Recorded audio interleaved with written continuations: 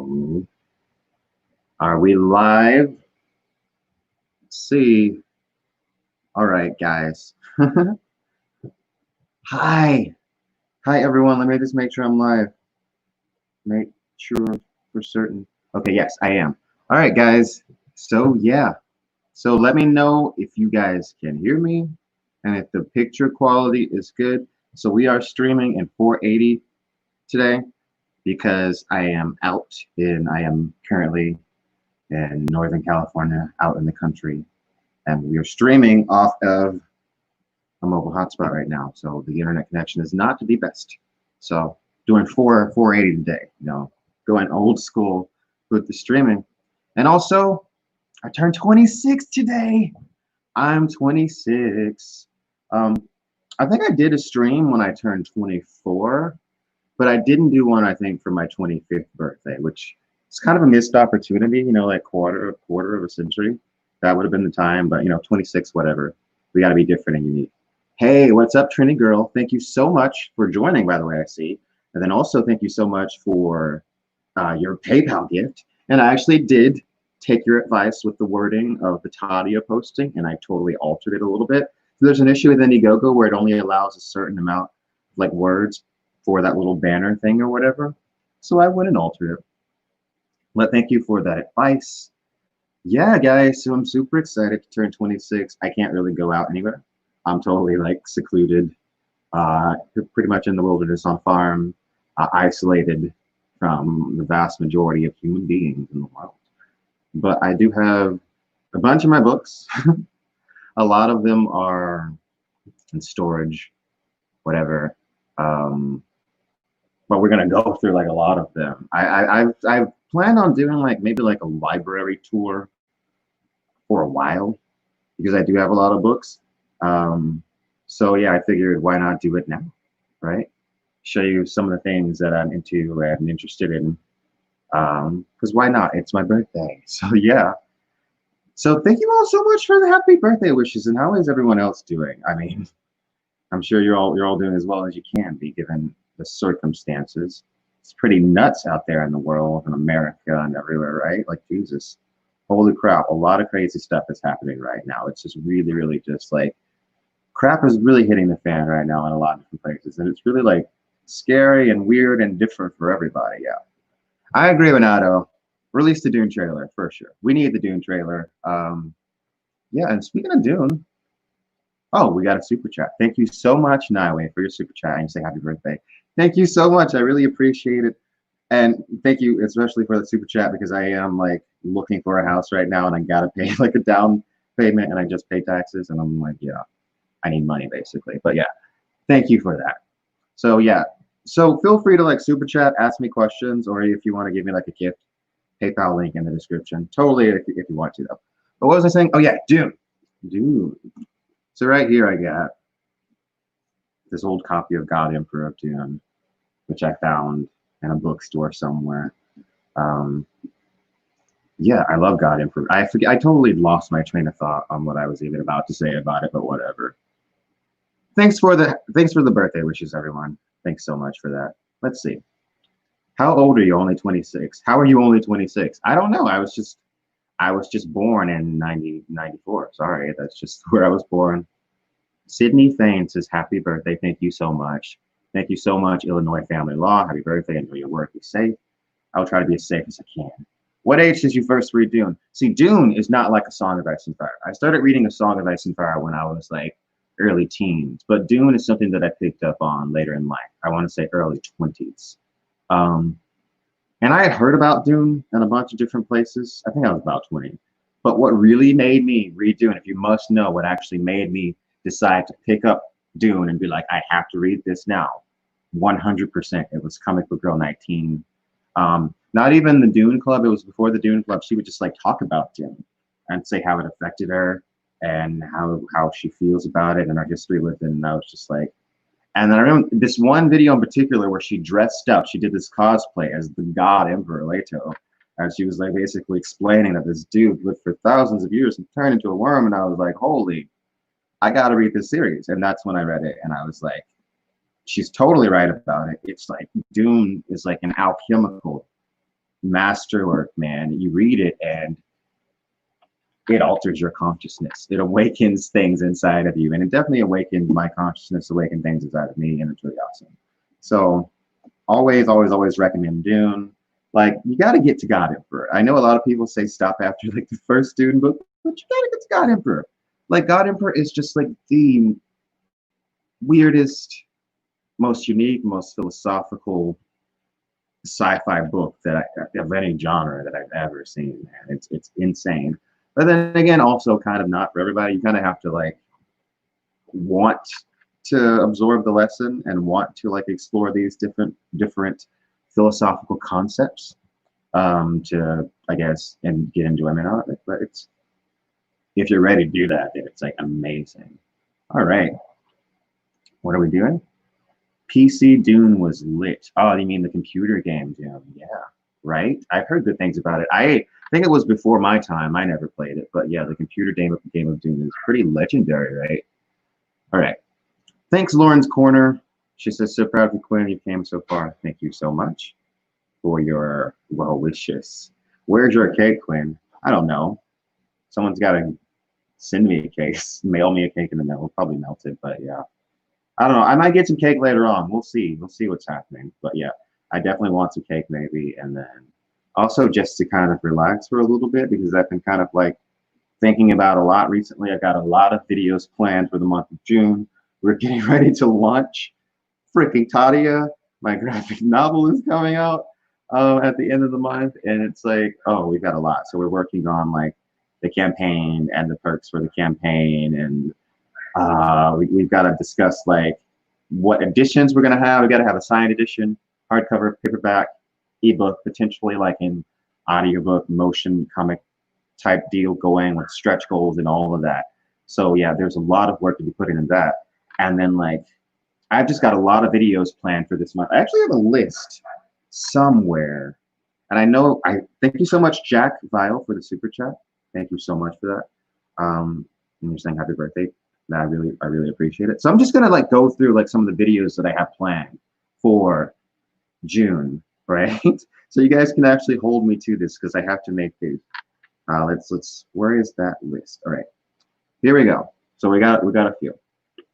So there's a Game of Thrones video where we're gonna talk about Arya and how much she pretty much went from like one of the best characters to one of the crappiest characters in Game of Thrones, basically. And I've done at least one video on Arya, but I haven't really done one that included what happened really in season 7 and season 8. So we're going to talk about Arya, that character as a whole, and rant and do all of it, go into it. And then the other one that we've got is my Song of Ice and Fire death video, which speaks about death rituals and death and how it works thematically for Song of Ice and Fire. And then we've got, some of you will like this, Foundation, Asimov, the father of the Galactic Empire, where we're talking about Isaac Asimov and how basically that is the blueprint for what sci-fi is. Asimov's work, that is the blueprint. So we're going to talk about how he's basically influenced everyone. Puppies over there getting mad. Give me a second.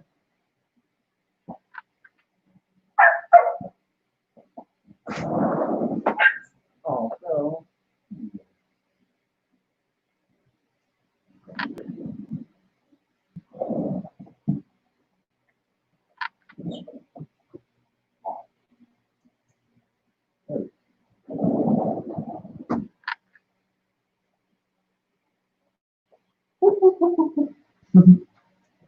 She's so rambunctious and unpredictable sometimes. All right, now we're back.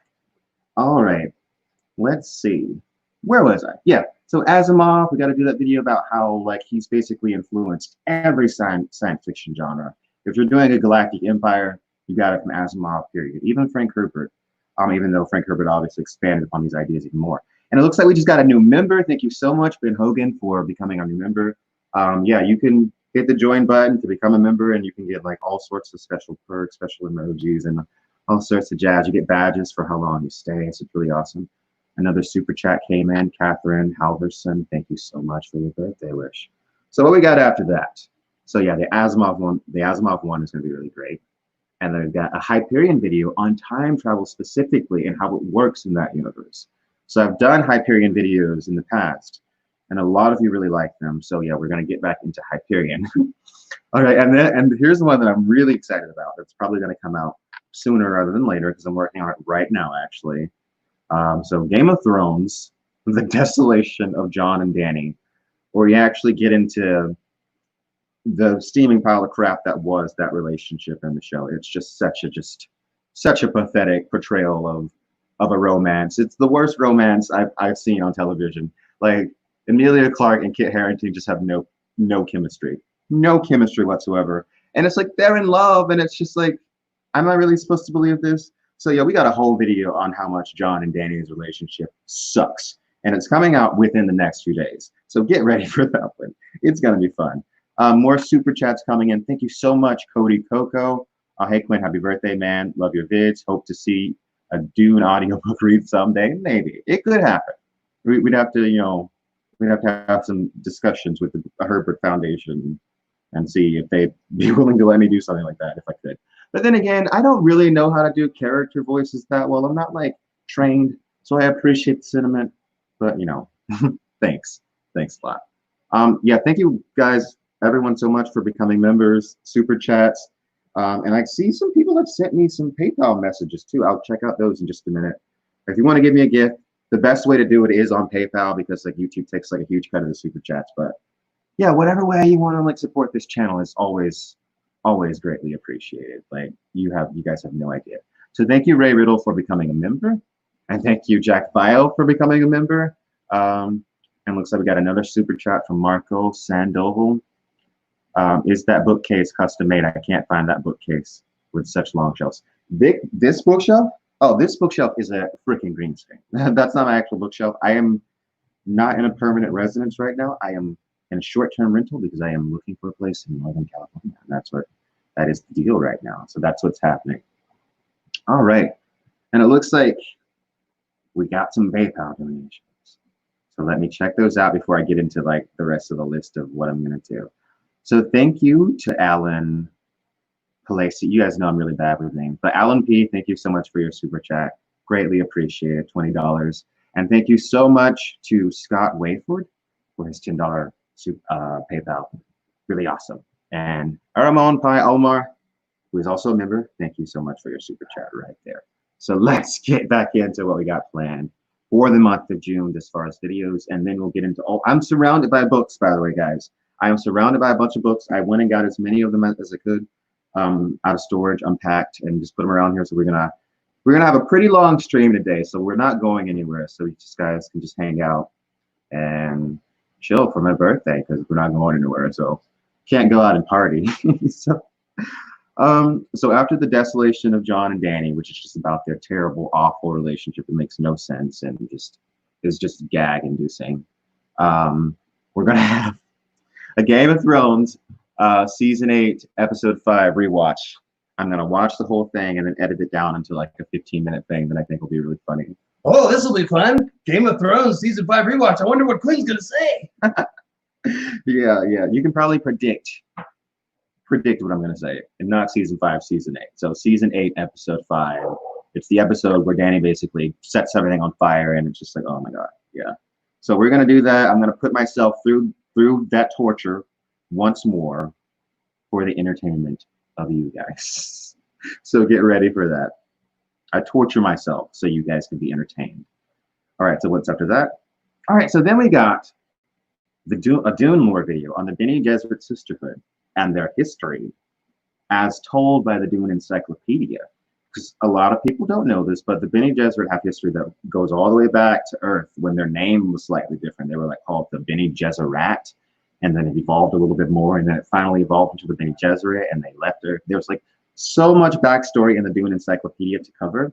And then eventually we'll also cover Brian Herbert's version of history too. But first we're going to do that Dune lore video on the history of Bene Gesserit.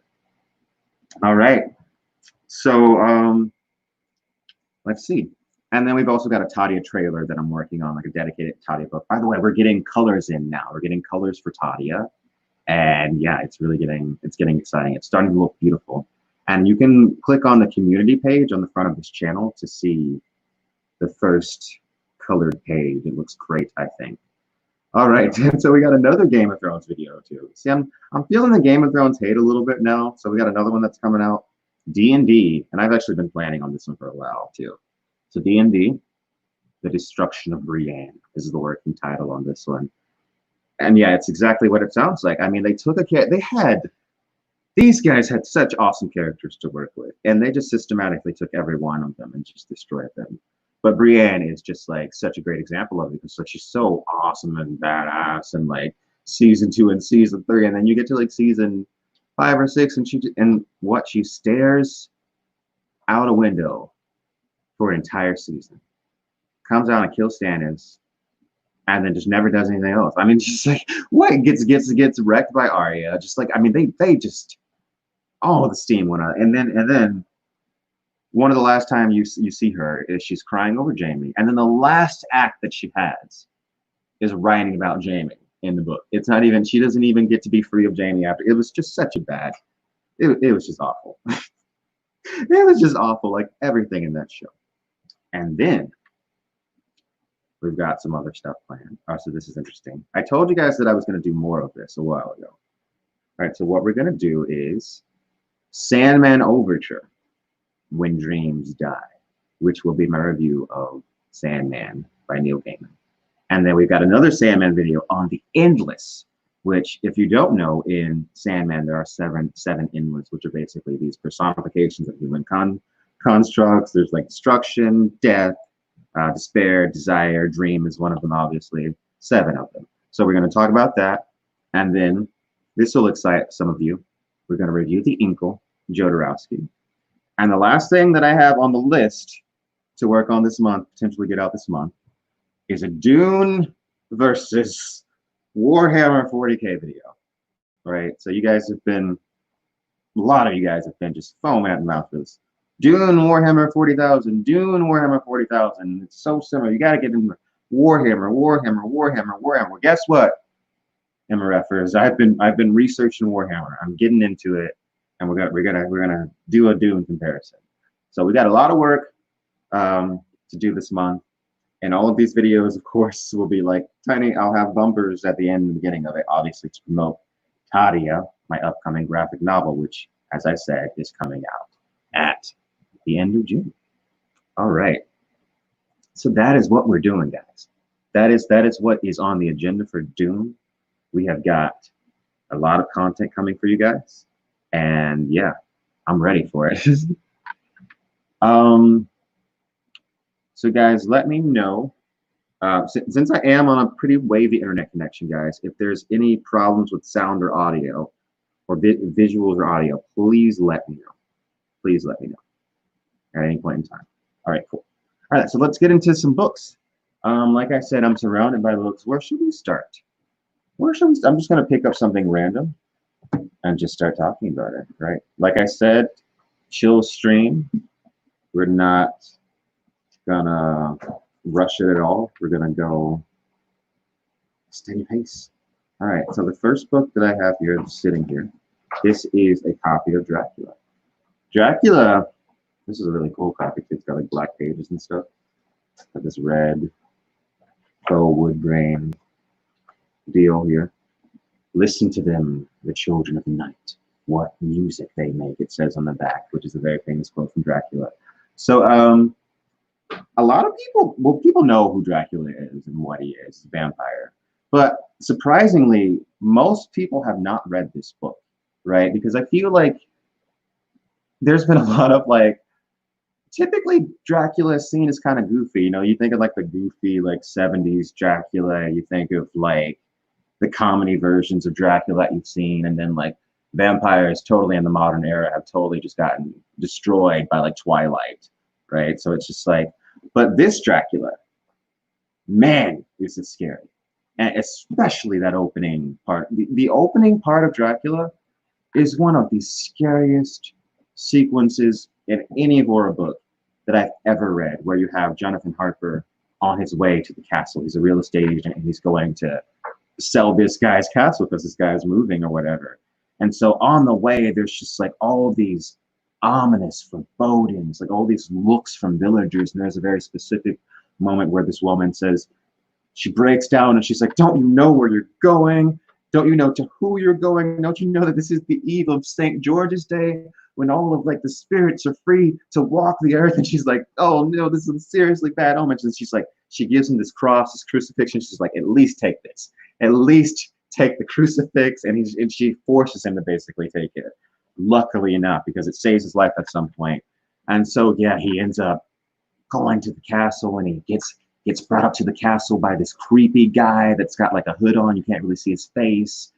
And then as you can see, he looks out and there's all these like blue fires burning. You realize later that these blue fires marked places where there was like this hidden ancient treasure, and it only burned on that night. And if you tried to find it on that night, like there's dark evil stuff that could potentially hunt you.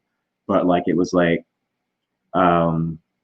you'd never be able to find it in the day. So it's like the glowing treasure that you can go seek out if you want. But yeah, so he gets up there, and of course this guy that was driving the carriage was Dracula the whole time. See, Dracula's doing all this sneaky stuff the whole time. It's very, very creepy the entire time. So basically what's really scary about the sequence, let me not ramble as much.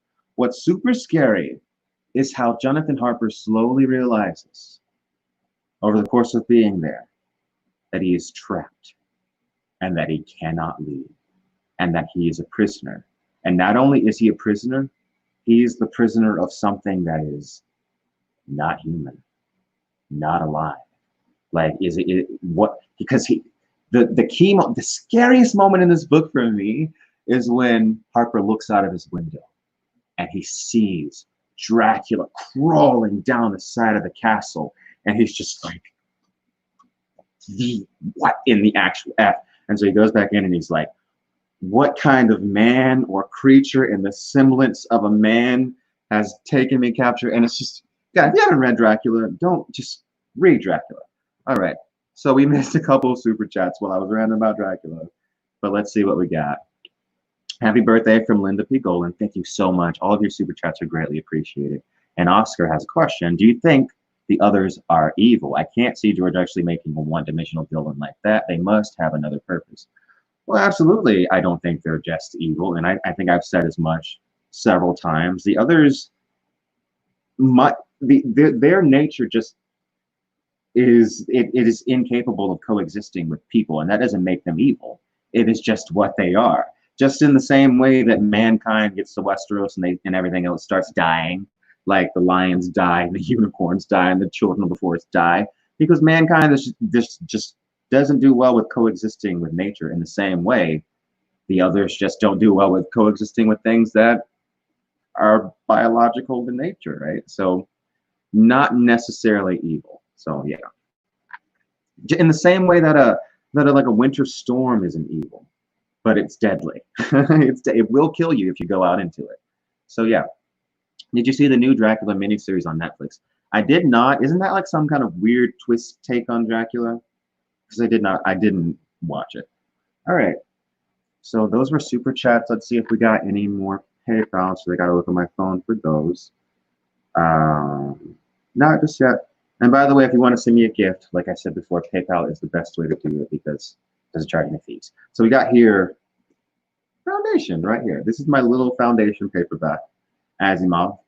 So I was talking about Foundation a little bit earlier. So Foundation, like I said, the fundamental, the first galactic empire, basically the first time it really came together. So what Asimov is showing you in the Foundation series is the formation of, well, really the fall of one galactic empire and the rise of a new one. And it's told, I know they were making on a show. I don't know what exactly is the deal with the show at this point. But the whole point of it is that over time, it skips around a bunch. Like you see the development of this empire, this galactic empire very, very slowly. You have this guy, Harry Seldon. He uses this form of mathematics called psychohistory to predict the fall of the empire, right? And so he has this long, long-winded plan on how to save it. He basically God Emperors it up. But then also, of course, later in the Asimov stuff, you find out that it was really Neil Oliver doing everything. But yeah, that's the robot guy, but that's a whole nother deal. But yeah, psychohistory comes up with the Foundation. They're gonna like do the Encyclopedia Galactica, which is their like putting together all knowledge in the universe, but it's really just a guise for what he's actually working on, which is to build the new empire. Foundation is not for everybody. Foundation can be some dry reading. Doesn't really have characters that you connect with, because it's like you'll be reading about someone that is like, oh, 100 years later when all those people are dead. So it's like, but yeah, if you want to understand where a lot of our concepts of galactic empires came from, it's this book. You can't give all the credit to Frank Herbert. Frank Herbert took those ideas and took them to different places, added a bunch of different things to it, but Asimov is the dude. It comes from here. So yeah, Foundation is pretty much a must read if you like classic science fiction and you want to know the history of all that stuff.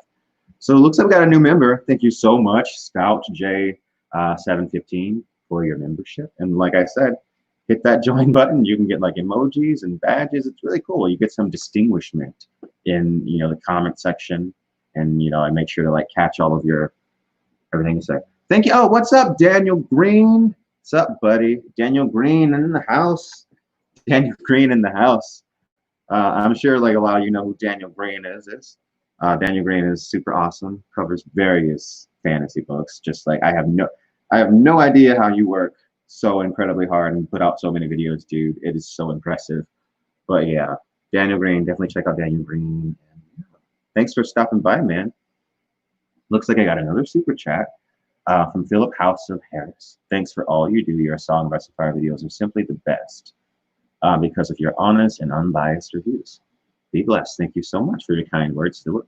And another super chat from, I am so sorry, but I can't say your name. I will never be able to pronounce that, but like someone else can probably sound this out for me. I'm so sorry. Really bad with names, even if they're just like names that are just normal looking. I am not good with that. But you say, happy birthday, reading House Atreides. While it's very flawed, it helps understand the mythology that was a bit confusing for me as a Dune newbie. And you're talking about, one second, guys, that book is over here.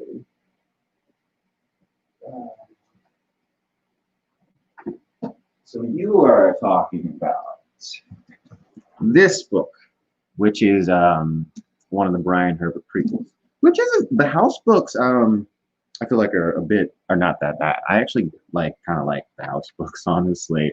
So it's some of the other ones that I'm kind of like, you know, whatever. Neither here nor there. We're not gonna bash it, but yeah, House Atreides. If totally, you get some backstory and you know you learn about what was going on before Arrakis, going to Arrakis, and because you kind of in Dune, you just kind of like thrown in. Paul is 15. The Duke and Jessica have been married for all this. Well, not married, but together for all this time. Yada yada yada. Yeah. But yeah, thank you so much for your super chat, and thanks everyone that's super chatted, joined, and PayPal'd me. So Shane Thomas, another super chat. Have you read any Arthur C. Clarke? What has he written? Arthur C. Clarke. Name some of his work. What's some of his work? I don't want to like go browsing on the internet because, like I said, my connection is not good, and the whole stream might cut off for all I know. So yeah, Quinn, I need a Dave / Daniel crossover video. I mean, that could happen potentially. That could happen. I've been on Daniel's channel before, and we were actually working on something before, but like we were both busy at one time. So yeah, definitely me and Daniel Green might end up working together again in the future for sure. You can come on my channel, and yeah, I think we could have an interesting chat, definitely with like LML, Daniel Green for sure.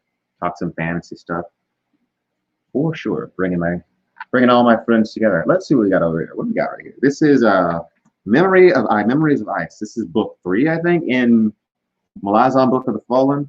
So Malazan Book of the Fallen is it's basically Magic the Gathering made into a book series. I mean, it's fantasy, but it's like high. There's a lot of magic going on. There's a lot of like gruesome stuff going on. It's very, very, very, very long. I have not gotten through it. It's good. It's entertaining, is for what I can say, and it's kind of like the opposite of George R.R. Martin. I would say Stephen Erickson's Malazan Book of the Fallen, because in the way that George R.R. Martin is like the magic is like in the background. Here the magic is in the front, and George R. Martin is very like the gods might reference some gods, but they're not going to show up. Here the gods literally show up, and they're like, we're actually involved the gods are characters and they're involved with the characters, and it's just like really interesting. So yeah, if you like really, really kind of like over the top fantasy, give it a try. I like it. You know, I get into a lot of different things, so yeah, I definitely dig it. It's fun. I find them more fun than like thought provoking or anything, but yeah, definitely not to knock it. That's just one of them, and I think this is book 3 or 4. Memories of Ice. I can't remember. Look, I feel like this is book. Huh? Super chat. Okay. Looks like I missed a super chat. I will go back to it. That's a good question. I will go back to it in just a second. I quoted it there. Oh, you quoted it. Okay, so cool. And the name. Okay. Yeah, this is book 3. But I was just gonna say, like, I feel like when I was a kid, I would go to like libraries and bookstores, and it would be like the number that the book was in the series would be like clearly labeled, right? It'd be like on the book. Like, why does that not happen anymore? Why is it just like we got to make it as confusing as possible to know which book is first? Like, so many times I go to a bookstore and I end up with like the second or third book because I don't really like read it that closely, and it's like whatever. But yeah, let me get to the super chat from Stephen Hart. Thank you so much for your super chat. Greatly appreciated. So Miles Teg, my favorite character in the series. Who would you cast in that role post Gola? The action. Forget post Golification. Okay, I see what you're saying. Okay, cool. See, I'm not good at questions like this because I don't really like pay attention to actors that much. But yeah, Miles Teg is basically, he looked a lot like Duke Atreides. He had the look of Atreides, the Duke, the original Duke. I think that's mentioned a couple times. I don't know. I have no idea. Miles Teg is an awesome character. Basically, he's got Atreides DNA. There's been some tampering, and he's also trained in the Bene Gesserit way by his mother. He served the sisterhood his whole life. And then eventually he gets captured by the Honored Mocktrades, and they do this thing where they're trying to probe his mind. And the pain of it and the agony of it is basically, it unlocks like this new heightened form of consciousness, and it becomes like this almost like super killing being. And it's really cool. It's very, very, very, very bloody, actually. It's one of the more bloody scenes in the Dune universe. But yeah, that's the deal with Miles Teg. As far as who could play them, I have no idea. I'm so bad at those types of questions. But yeah, what's next? What's over here? What we got right here? Watchmen. You guys know. I'm sure people know what this is now. This is I've had this copy of Watchmen for several years now. Yeah, so Watchmen is about superheroes, but like none of them had powers except for Dr. Manhattan, because he was a physicist that was torn apart in a lab, and now he's like this being of energy. Yeah, so basically, you know what Watchmen is. It's commentary on society and culture and power, most importantly, and what people that have power really do with power, and then what someone could do potentially with unchecked power. And then, also like narcissism, I think, is something that's being explored in Watchmen, specifically with Ozymandias, because he has this plan to, save humanity, but it involves like this horrible thing that kills a bunch of people. Yeah, so definitely classic graphic novel. By the way, a lot of these I have over here graphic novels. But yeah, classic graphic novel. Don't need to talk too much about it. People know what Watchmen is. But yeah, something more interesting that maybe you don't know about, or that you maybe haven't heard of, as far as graphic novels. I got 2 of these over here. Joe Hill, man. Lock and Key. Oh my God. So if you don't know about Joe Hill is Stephen King's son, and Lock and Key is his graphic novel, and it is so good, right? I know there's a Netflix show. I tried to watch a couple episodes of the Netflix show. The Netflix show is not good. Don't watch the Netflix show. The Netflix show is terrible. It turns it into like a kiddie cartoon. I hate it. But I don't even want to tell you anything about it almost. Basically, there's a house, there's keys, there's doors. They all do like, I don't know if tell you about it. But it's messed up. It's twisted. It's kind of abstract. It's scary in some places. It's mysterious. It's got some fantasy stuff going on. It's really, really, really good. It's intriguing. It's one of those ones that like you don't want to give away too much about it because you don't want to like spoil like the whole grand thing. But yeah, it's the mystery of like got some magic smoke over here.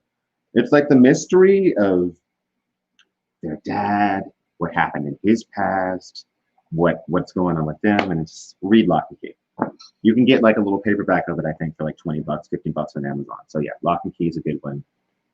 God, I want to get one that I can actually talk about without spoiling it.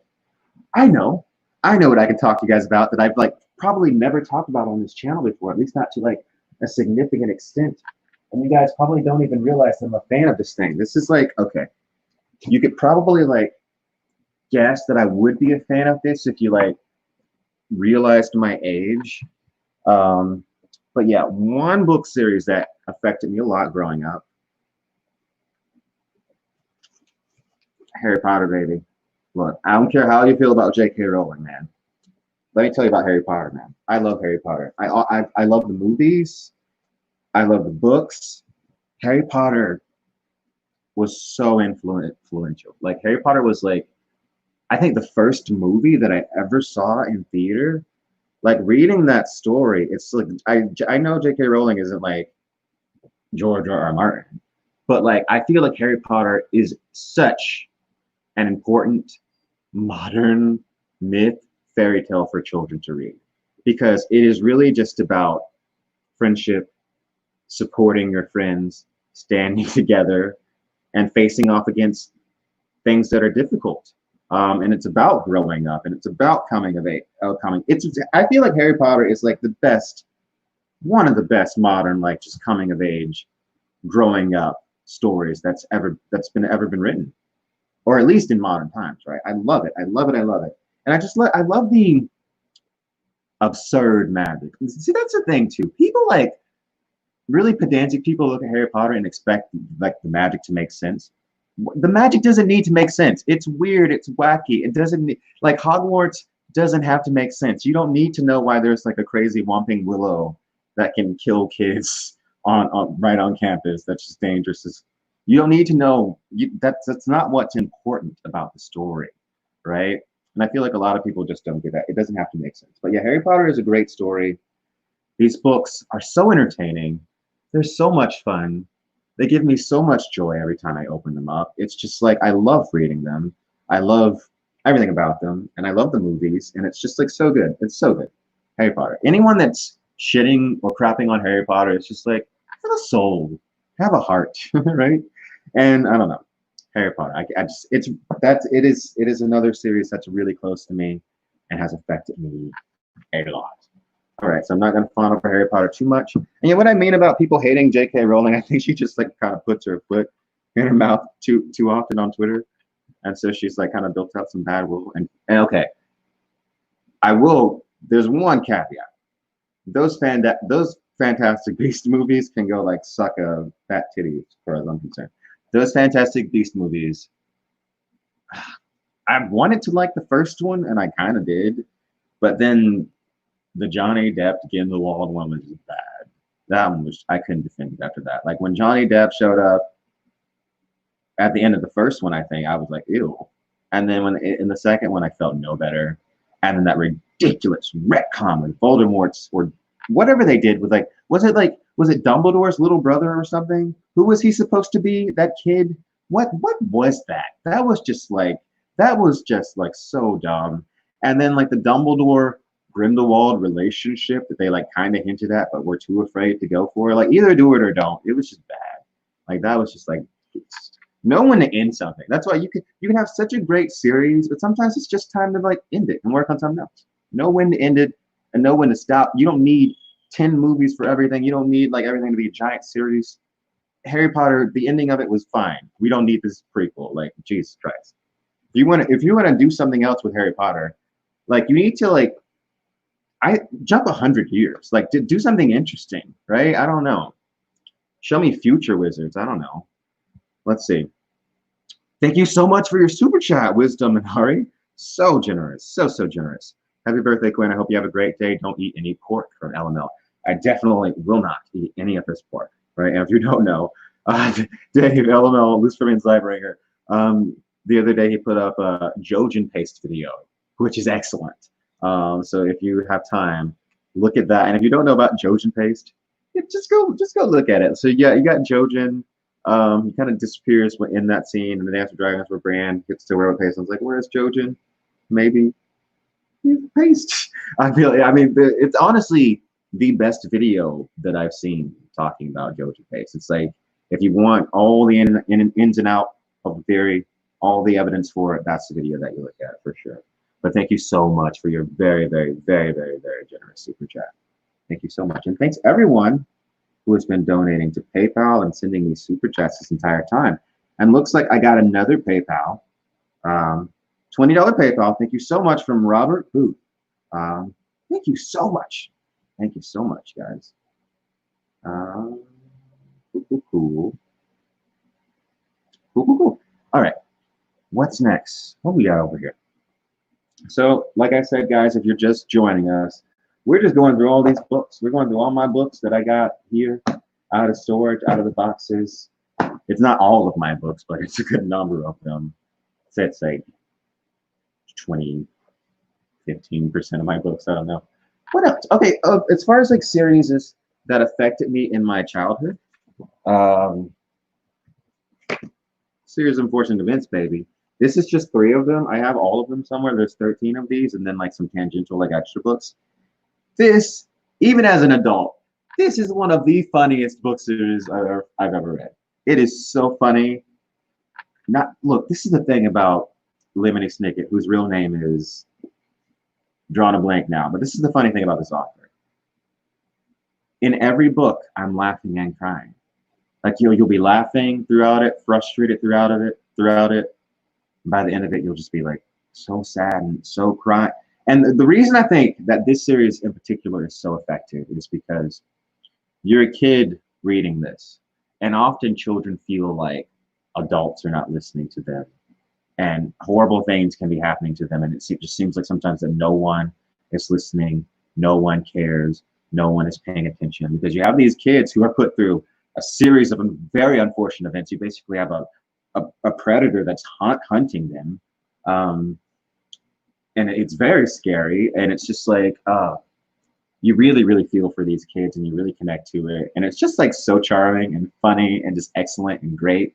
They did do a movie with Jim Carrey, which I actually really like, but the problem with it, I thought Jim Carrey was spending too much time trying to be funny and not enough trying to make Olaf scary.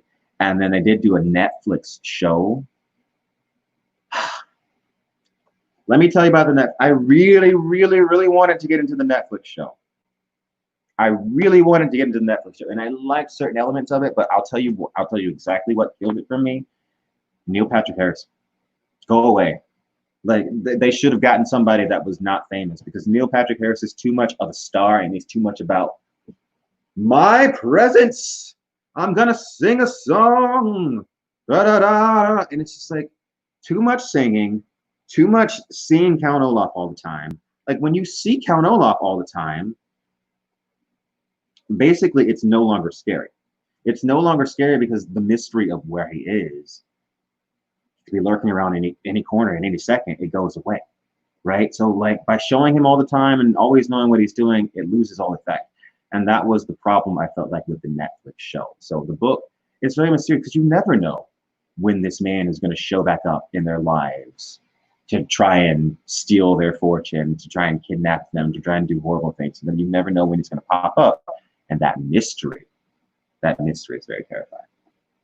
All right. So that's a series of unfortunate events. I definitely recommend reading the book series. It's a children's book series, and look at it's not dense.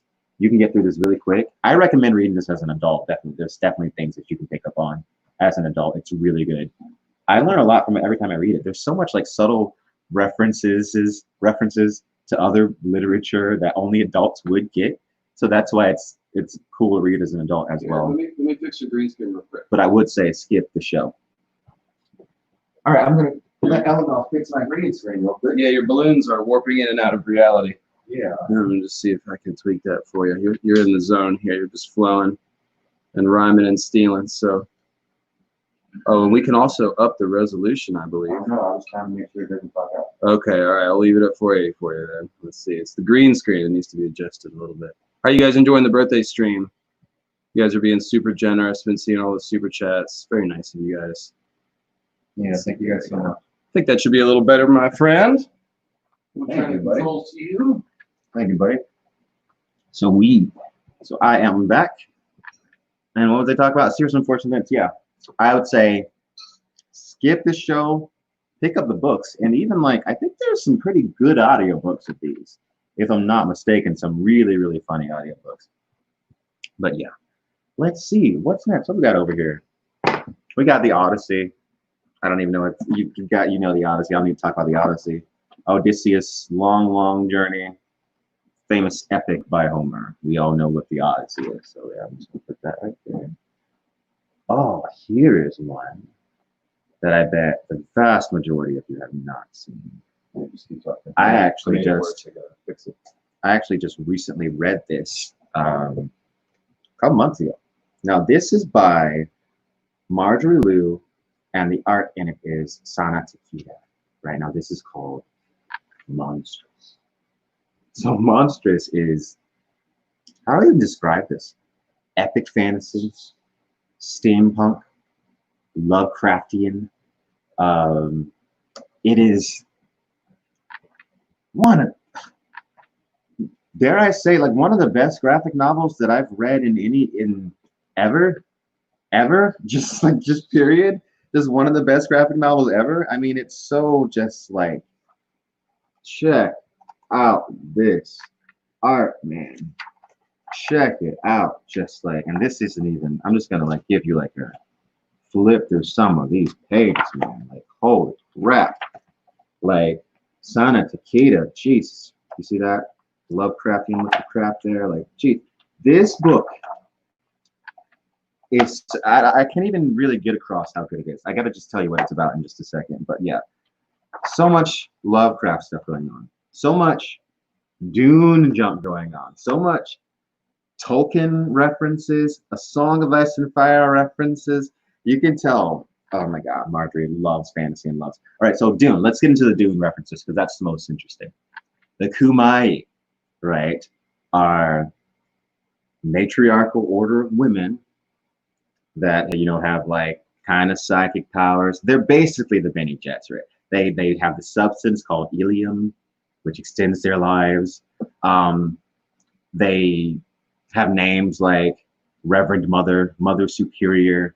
So very, very, very clearly a Bene Gesserit Dune reference. So basically, yeah, such deep lore. I'm struggling to figure out what point should I jump off to talk about this because there's so much going on.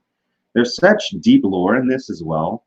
It like, you've got the humans, and then you've got the Arcanics, and then you've got the ancients, different races of beings. And the Arcanics are basically a mix of the ancients and humans, and they're kind of subjugated, and like they get like captured, and they can be like killed and drained of their ilium, the substance in their blood, which is basically the spice melange. It's almost certainly a reference to the spice melange. It does the exact same things basically. So and so you have this character who is an Arcanic, but there's something very special about her because she's possessed with, basically, she's possessed by one of the old ones, which is where the Lovecraft stuff comes in, and it's definitely Lovecraft. It's got all the Lovecraft stuff going on with like the tentacles and the eye. So she's possessed by this thing, and she's basically on a hero's journey. But the way it's told, the specific manner in which the story is told, where they're covering some pretty dark stuff, slavery, you know, human trafficking, but it's really fun to read. And like, I blew through this entire thick book in like a day and a half. Basically, I just could not put it down, and I was so mad that I couldn't savor it in the way that I wanted to. But yeah, it's another one of those where it's like, I think you could look at this and kind of see past the dark things that are in it if you weren't looking close enough. But once you realize what's going on and you realize the themes and the ideas that are being explored here, right? And then it becomes really impactful. Like one of the ideas, one of the themes is the main character goes dark sometimes. So she can't control herself. So there's that idea about being in a position where you're afraid of losing control of yourself for fear that you will hurt the people around you. So that's just monstrous, man. I don't want to spoil anything, but get into monstrous. It's great. The book is beautifully drawn, beautifully written. The lore is so deep for people that if you like fantasy, you have to treat yourself and get this book. This big book is like $28 on Amazon. If you like fantasy and you want something that's different, that also respects the genre and expands upon the genre and does it in a way that no one is really doing right now, and then also just, dare I say, amazing female characters. I just gotta say that because it's just like, it's written by a woman, so it's just like, it's palate cleanser after Game of Thrones right here. Palate cleanser after Game of Thrones, where you got two like jerks writing terrible female characters. This is like a woman that knows what she's doing, and just these characters, not just every character, it's just, they're so human, they're so believable, they're so real. Nobody is one-dimensional. Everybody has depth. I cannot talk enough about how good this book is. So monstrous. Just get into it. That's all I can say. And I got a super chat. Thank you so much from the head wrap. Super chat's always greatly appreciated. Happy birthday, dear. I'm so proud of you. Thank you guys so much. You guys are so generous. And you guys keep this channel going. What can I say? And it looks like we've had some PayPal activity as well. We got Nick Summerfield. You sent me a $4.20 PayPal. Thank you so much for that. Thank you guys so much. And another PayPal from Radical Resilience Institute for $10. Thank you guys so much. And of course, to reiterate, PayPal is the best way to get me gifts because the fees are much less significant than YouTube Super Chats. You know, YouTube, they tax. It's Google. All right, guys. So don't worry, we're not going anywhere. We're going to keep on streaming. Got a lot more, just a pile of books here to go for, guys. We're just going to keep going until I drop, basically. Or until you guys don't want to listen anymore. But yeah, we're going to keep it going on this birthday stream. It's my birthday. I do what I want. Kiki Duncan says, congratulations on 250K. Thank you so much. Thank you guys so much for the congrats. And thanks everyone so much for subscribing. It's amazing. It is honestly amazing that we've reached 250K. I can't even believe it. How much did they take from Super Chat? Like, what was it, like 40, 30%? It's like a significant chunk, but what it is, whatever. Like any way that you decide to support this channel, I cannot knock it. Let's get into, I think it's time. I think it's time.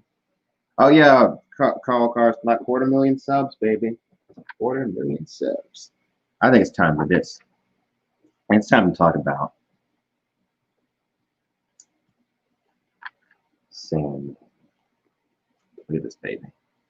This is my omnibus volume 1. There's like, I don't have all of them, but there's like 7 of these giant books. I've got the Sandman one for book 1, and I've got, just take it out of the slipcase. I've got the Overture one, and I also got volume 2 and volume 3 somewhere because they're very expensive. These aren't even omnibuses, by the way. These are the absolute editions. So the absolute editions are oversized and even more expensive than the omnibuses. So let's talk about Sandman. So Sandman is something that I discovered within the last year and a half. And I finished the entire series, and it's a masterpiece. Everything that you've ever heard about Sandman is true. This is why Neil Gaiman is famous. This is why Neil Gaiman will forever. This is one of the reasons why Neil Gaiman is a legend and why he will forever be remembered as a legend. So Sandman is an epic, non-linear very abstract at times, modern myth tale about Morpheus, Dream, who is the ruler of the realms of dream. All things that dream meet Morpheus, and you go into his realm when you dream, essentially. Um, there's so much to talk about. I can't begin. Look. I'm planning on making several videos on Sandman throughout the series. It's not hard to read at all. You can totally read it, but like it's like the concepts that are being explored and the themes are very heavy and cerebral at times and require a lot of thought. So basically, Morpheus is one of the endless, one of the 7 endless. Dream of the endless. So the endless are basically the personifications of the constructs of conscious beings, right? So you have Destiny, who's constantly reading a book. And he's constantly reading a book that's telling him everything in the universe. And you have Delirium, that once was Delight, because delight becomes delirium. And then you have Despair, and you have Destruction, and you have Death. And so and I think that's all of them. I might have missed one. So in the opening of Sandman, you start off and you're following this like hedge wizard guy who has this feud with this other wizard, and he wants power. So he has this idea: I can conquer death.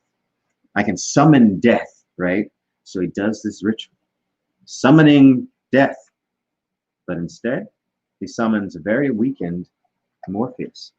Right, and what's really interesting about this opening too is that you learn in this book that Morpheus was able to be captured by this average hedge wizard because basically he was weakened from something that he had done right before that, and you never knew what it was until Neil Gaiman wrote Overture, which is basically the story before that. Blah blah blah blah. Tangential. All right, so he summons Morpheus' dream instead of capturing death, and basically Morpheus is imprisoned 70 years.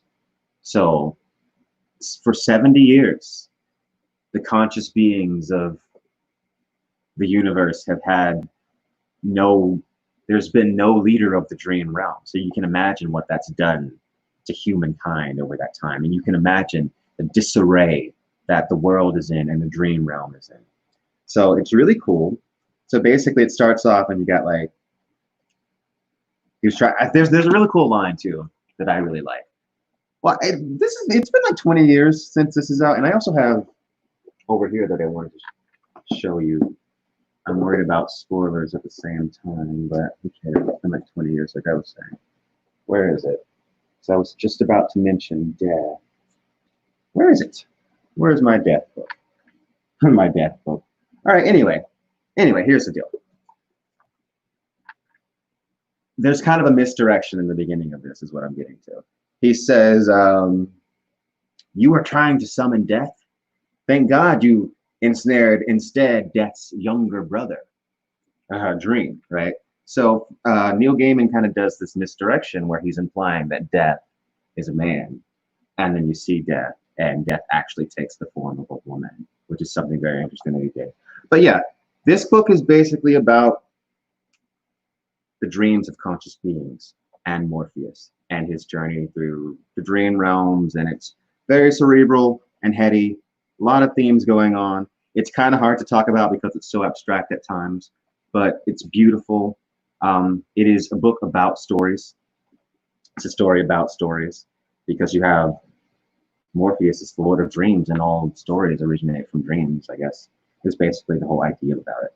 But I'm not going to show you too much of the art in the original Sandman because it's not saying that the art is good. It's just inconsistent. There's a lot of different artists on it. But I do want to show you the art in Sandman Overture, which is actually, I would say, my favorite volume book in the whole Sandman thing.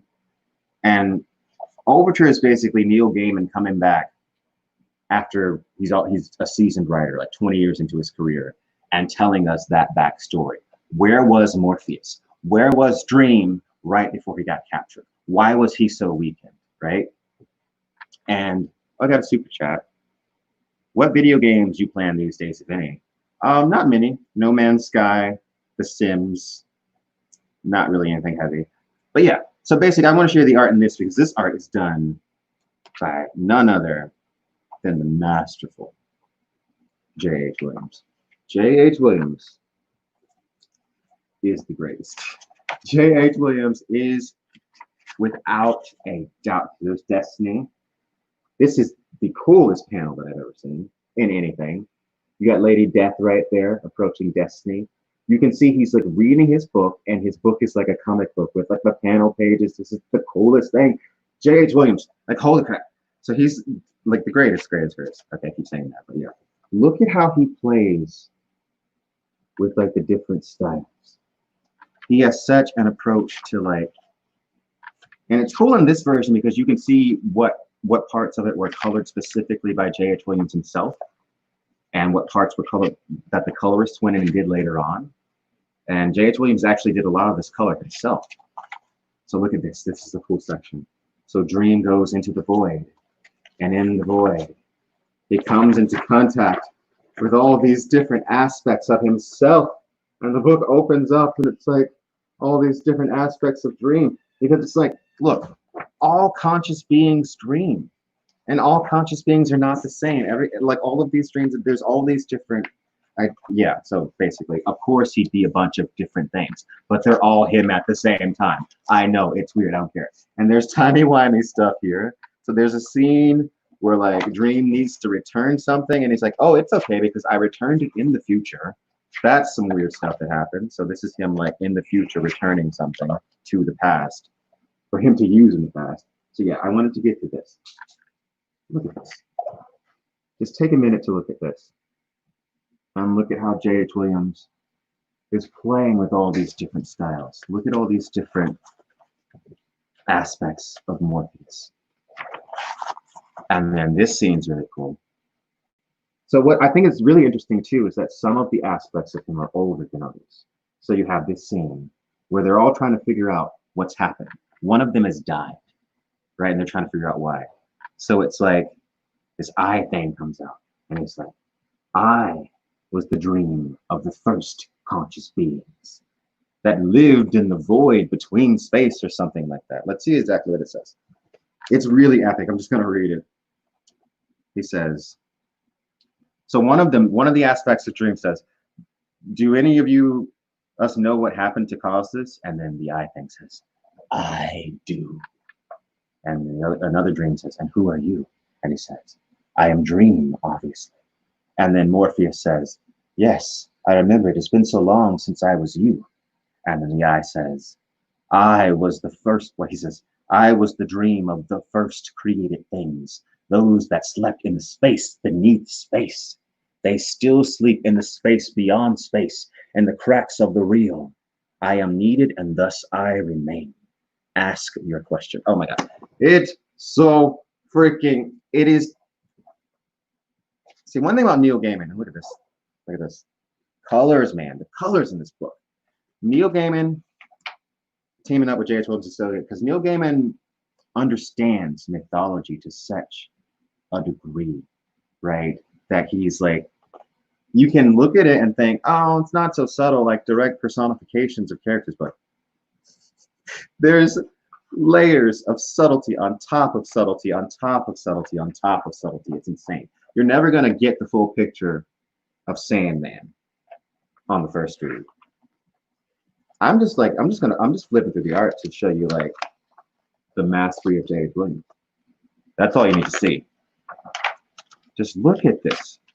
Look at this book. I want to get to the part where he comes into contact with the. Oh, this is a really cool sequence. You have Dream in peril, and he has a woman. His sister Delight, I think, sends him a woman, or is it Desire? Desire sends him a woman, and she helps him conquer these beasts. And he puts her in the dream realm, but she grows dark and cold and miserable because everything is him. There's no place for her to escape him, and so he gives her her own realm to exist in. And that was just basically explaining something that happened in a future book. So it's like and going back and explaining things. And this is Dream. I see the green screen messing around. Like, it looks totally weird because there's a lot of green stuff going on this page. It looks gnarly.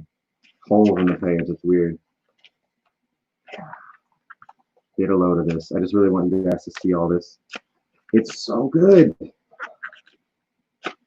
It's so good, man. So yeah, all the different styles that J.H. Williams plays with, combined with just like the abstract, wild, cerebral storytelling of Neil Gaiman, and it's just like, it makes for such a great read. All right, so yeah, that's Sandman. We'll get more into that in several videos in the future. I can get more into the details of what's actually going on.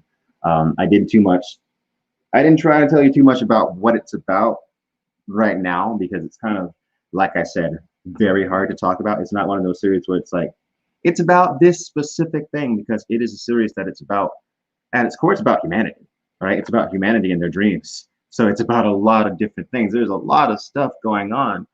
But if I had to talk about one of my particular favorite ones, I don't know if I have it over here, but I can't even remember the title of the volume, but it's basically a character goes back into the dream that she abandoned when she was a child. And it's like this whole thing.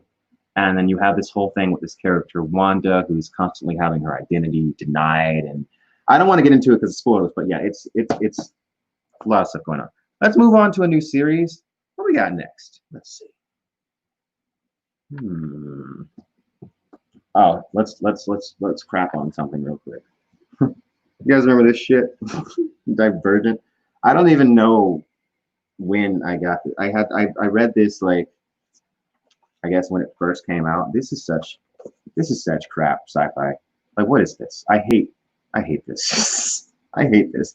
What was this about again? It was like a rip on Hunger Games almost. It was like, you have these dumb, it's like wanna be The Giver, wanna be Hunger Games, wanna be Ender Game, like wanna be a lot of stuff at a lot of times. So basically you have all these people, I think, if I remember correctly, they live in factions, and then when they're in school, they get like split into like groups to decide what faction, but then certain people are divergent, so they don't fit anywhere. But I just felt like it was, I don't really remember it, honestly. I'm kind of bullshitting here. Like, I just remember it being really basic and I'm not really liking it. So yeah, Divergent, whatever. I think they made a movie too. I didn't see it. That's Divergent. Not a very great review, but yeah. I've got some super chats today we need to get to. Thank you so much for your generous super chat. You are an amazing creature and a wonderful creator and a wonderful person, Quinn. Never forget how awesome you are. Thank you for reintroducing me to it. Thank you so much for your really kind words in your super chat. That's greatly appreciated. And we got some more. Let's see. Tructor says super sticker. Thank you very much. And Pat Riley says birthday money, not pot money. Right. Definitely not pot money. All right. Thank you guys so much for that, for the super chats. And let me make sure that no one's dropped off of PayPal. I got to keep looking at that because it doesn't really give me a notification. Yeah. Doesn't really give me notifications. It's super weird. But like I said, while I'm checking this, if you want to give me a birthday gift, super chats are great. And then also PayPal is excellent because they don't take out as many fees as YouTube. And that link is right in the description. Anyway, all right, what we got next? What we got next? What was I just talking about? We just finished talking about Sandman. So no more Sandman. So what we're getting into next, God, so much over here. Let's move out of the realm of graphic novel and move into the realm of novel. So right here, we got Catherine Arden, right? Bear and the Nightingale. This is the Winter Night trilogy, right? So this is a fantasy book series about a young girl who is basically a witch. Yeah, it's about a witch. It's about a young witch.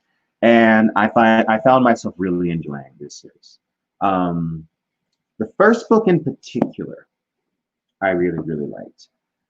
So you have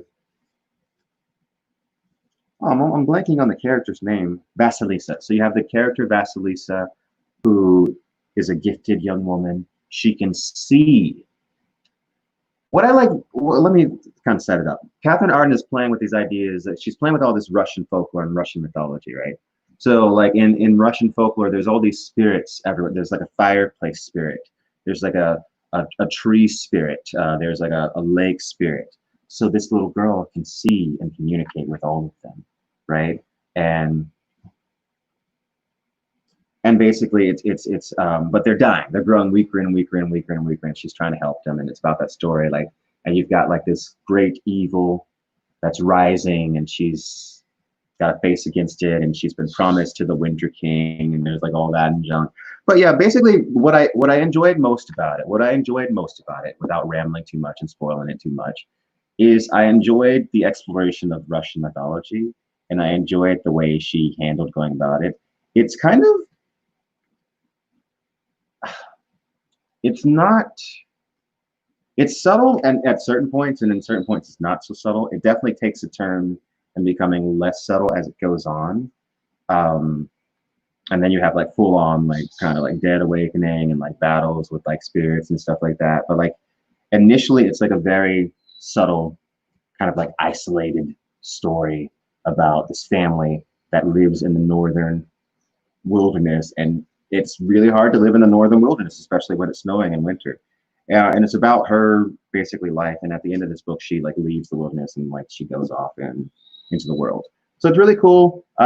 She ends up facing a lot of persecution. Like people find out obviously that she's a witch. People kind of like are not okay with like a young woman being a witch, and also just like not okay with like a young woman that's like unwilling to like do what she's told and just kind of like be married off and just be a wife, because she has this older sister that gets married off in the beginning, that goes off and becomes a princess and then shows back up in the second book. But like the main character's like, I don't want to be married. It's like I don't want to do what I'm told. Like I'm a wild free spirit, and that was kind of like not okay. So yeah, that's what this is about.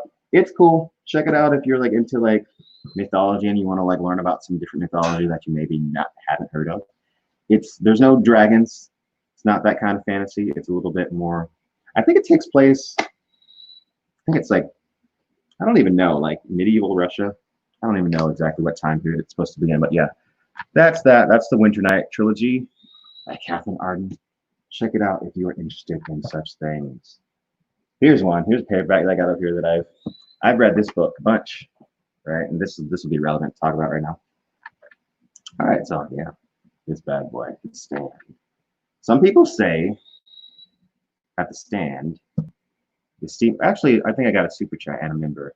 Thank you so much, Stephanie Lambre, for being a member. Right, like I said, you can hit that join button and become a member, and it's super awesome. Like you can support me, and then you also get like emojis and like badges, and like the longer you stay, like I think you get like a new badge. So it's like there's levels of it. It's really cool.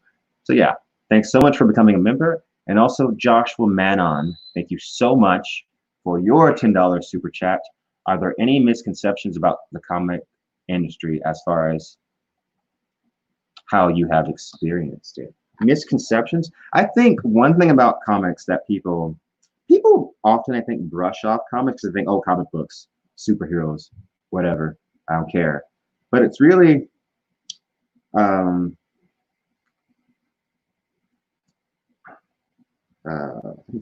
think I got, okay. Okay. But it's really, comic books that's one of the most, I think, versatile genres. One of the most, like, you can do so much with a comic that you can't really do in a novel, right? And then you can control, and you can do a lot in a comic that you can't really do with like a movie either. Like, I think you can there's something about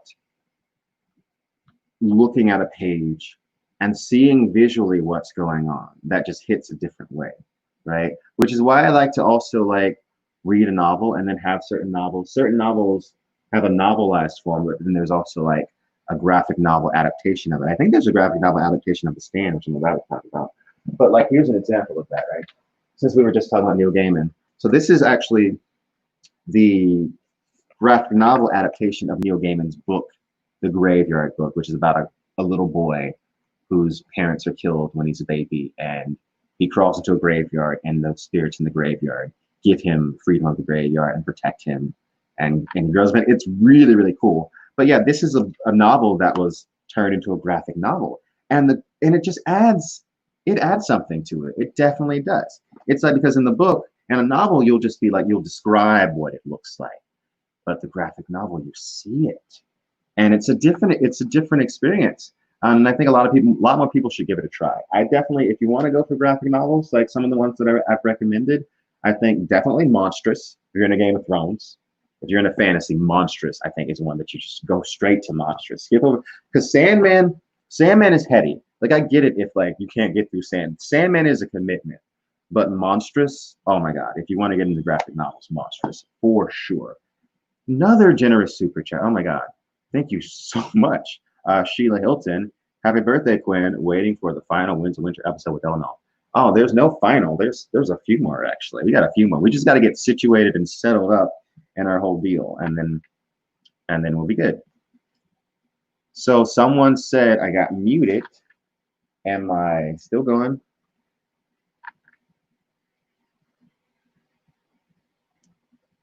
Is everything still going? So is my audio good? Someone said, I know it takes a time to get caught up. Am I muted? Am I muted? Am I muted? Am I muted? I'm good. I'm good. I'm good. Okay, cool. All right. So yeah, the stand, baby. Let's talk about the stand. A lot of people read. Okay, cool. A lot of people. Thank you so much. Taraza, I think. Taizara, Min Matar. Thank you so much for your super chat for $10. Thank you so much. And also Bobby Sperry, thank you so much for your super chat. Thank you so much for the birthday wishes. Trini Girl says, I still hear you, you're fine. Yep. And I don't know if you heard me earlier, Trini. Thank you for your advice on the wording on that Tadia page. I totally changed it. But yeah. Stand. The stand is super relevant right now, right? The stand, a lot of people really reading the stand and getting really scared right now, because it's like the stand is like, look, we have not done good against this whole pandemic thing. America has not. We're really unprepared. It has not been great. A lot of people have died. It's really, really, really tragic. But the stand, though, imagine a disease that was even as half as like impactful as like even as half as bad as the one that's in the stand, because this is like a disease that kills people in like 3 days. You get in 3 days and you're like dead. Anybody. And then there's just some people that are just immune. Imagine something that was just like that was like 25% that deadly, and then we were like prepared the way that we're not prepared now. It would have been, oh God. So basically, the opening of the stand, basically what you have is like there's this laboratory, this virus gets out. This guy, instead of quarantining like he should have, it's so nuts. Instead of quarantining like he should have, he wants to save himself. So he like thinks he can get out and like drives off and goes home to his family, infects his family, and then the infection just spreads. And what I liked about this book is like initially in the beginning, it like follows the infection around. And then you're just like following certain characters that's jumping around too. And there's also like a supernatural plot line going along where you have like the Dark Man, who also shows up in the Dark Tower. He's the main antagonist of this, and he's got bad plans for the world and the future of humanity, man. So you got humanity, make a stand, baby. We got to make a stand. And you got all these people that are drawn to the same place, that have a common destiny. They're all seeking. They all keep dreaming of this older black woman in the rocking chair, like she's shining because she has the shining basically, and they're all gathering. Stephen King loves to play with this idea of like metaphysical forces guiding people that are disconnected together to accomplish something great, right? And that's what's happening in the stand. And so the stand is a little bit more optimistic, I think, but like definitely some scary subject matter considering what's going on in the world. And Bobby Sperry just also became a member. Thank you so much, We're getting a lot of new members today. Thank you guys so much. The memberships, it all just really means a lot, guys. The PayPal donations, the super chats, the memberships make my birthday like so great because I really can't go anywhere. So it's like, it's fun sitting here talking to you guys about all my books and having you guys like listen. It's really, really great. And thank you so much from Ida S. Happy birthday, Quinn. I love how you get excited about your books. Your energy is contagious. Thank you so much, man. I mean, if you can't get excited about books, then I mean, what's the point, man? Why not be excited about books? I mean, the books are exciting to me. Everybody sing happy birthday to Quinn. Happy birthday. I don't have that candle, but happy birthday, buddy. Thank You you. can have this cupcake. I'm pretending to blow it out. This is the hug. I'm giving everyone a hug to Quinn on behalf of everyone here. Thanks, Glad to see buddy. all the birthday love, man. I'm gonna eat this on camera. You should do it. Oh yeah. I got swallow the whole time. Main cupcake. Another new member, Kernow Polsky. Thank you so much. Thank you so much. Yeah. What was I going on about? Yeah. The Stand. Read The Stand. Great book. Classic Stephen King book. A lot of people feel like this is his best book. I really, really like it. I always say like The Stand and It are probably my top as far as Stephen King go. They're both really good. I really love, one of my favorite parts of The Stand was the whole sequence with the guy in the jail cell. And like he eventually he's like in the jail cell and like everyone dies, so he's just like there. The guy in the cell next to him is like a rotting corpse. He like eats a rat. It's really messed up. And the dark man comes and lets him out. I don't want to spoil it, but yeah.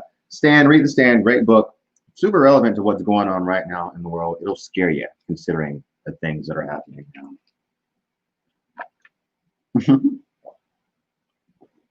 Oh God.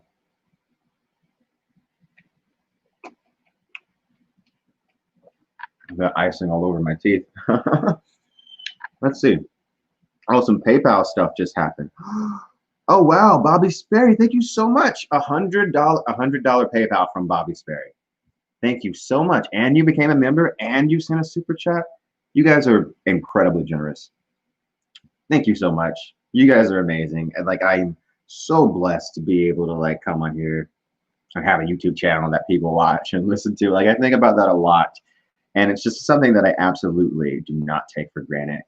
You guys are amazing. It's an absolute just like a blessing to be able to do this. And I had another PayPal from Kay Stewart. Thank you so much for your PayPal.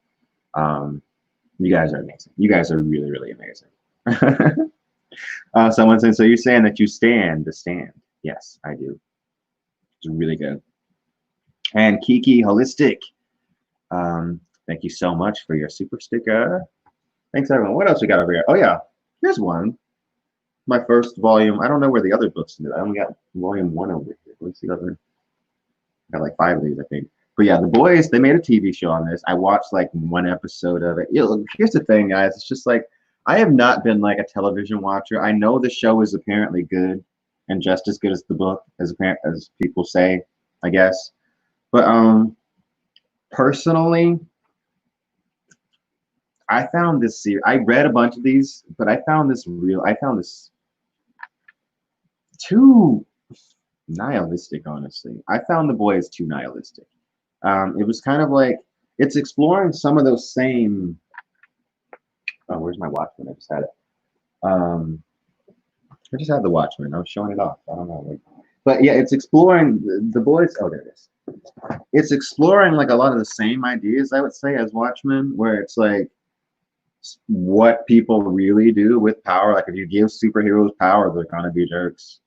You put people in power, they're gonna be jerks, and narcissism and all those things. So it's like, yeah. But I personally found The Boys a little bit too just like hopeless. So it was like, not super into that.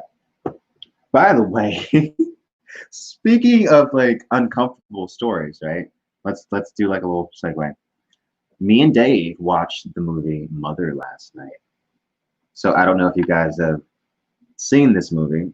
So Mother is the Darren Aronofsky film starring Jennifer Lawrence and Javier Bardem, who will also be playing Stilgar in the new Dune movie.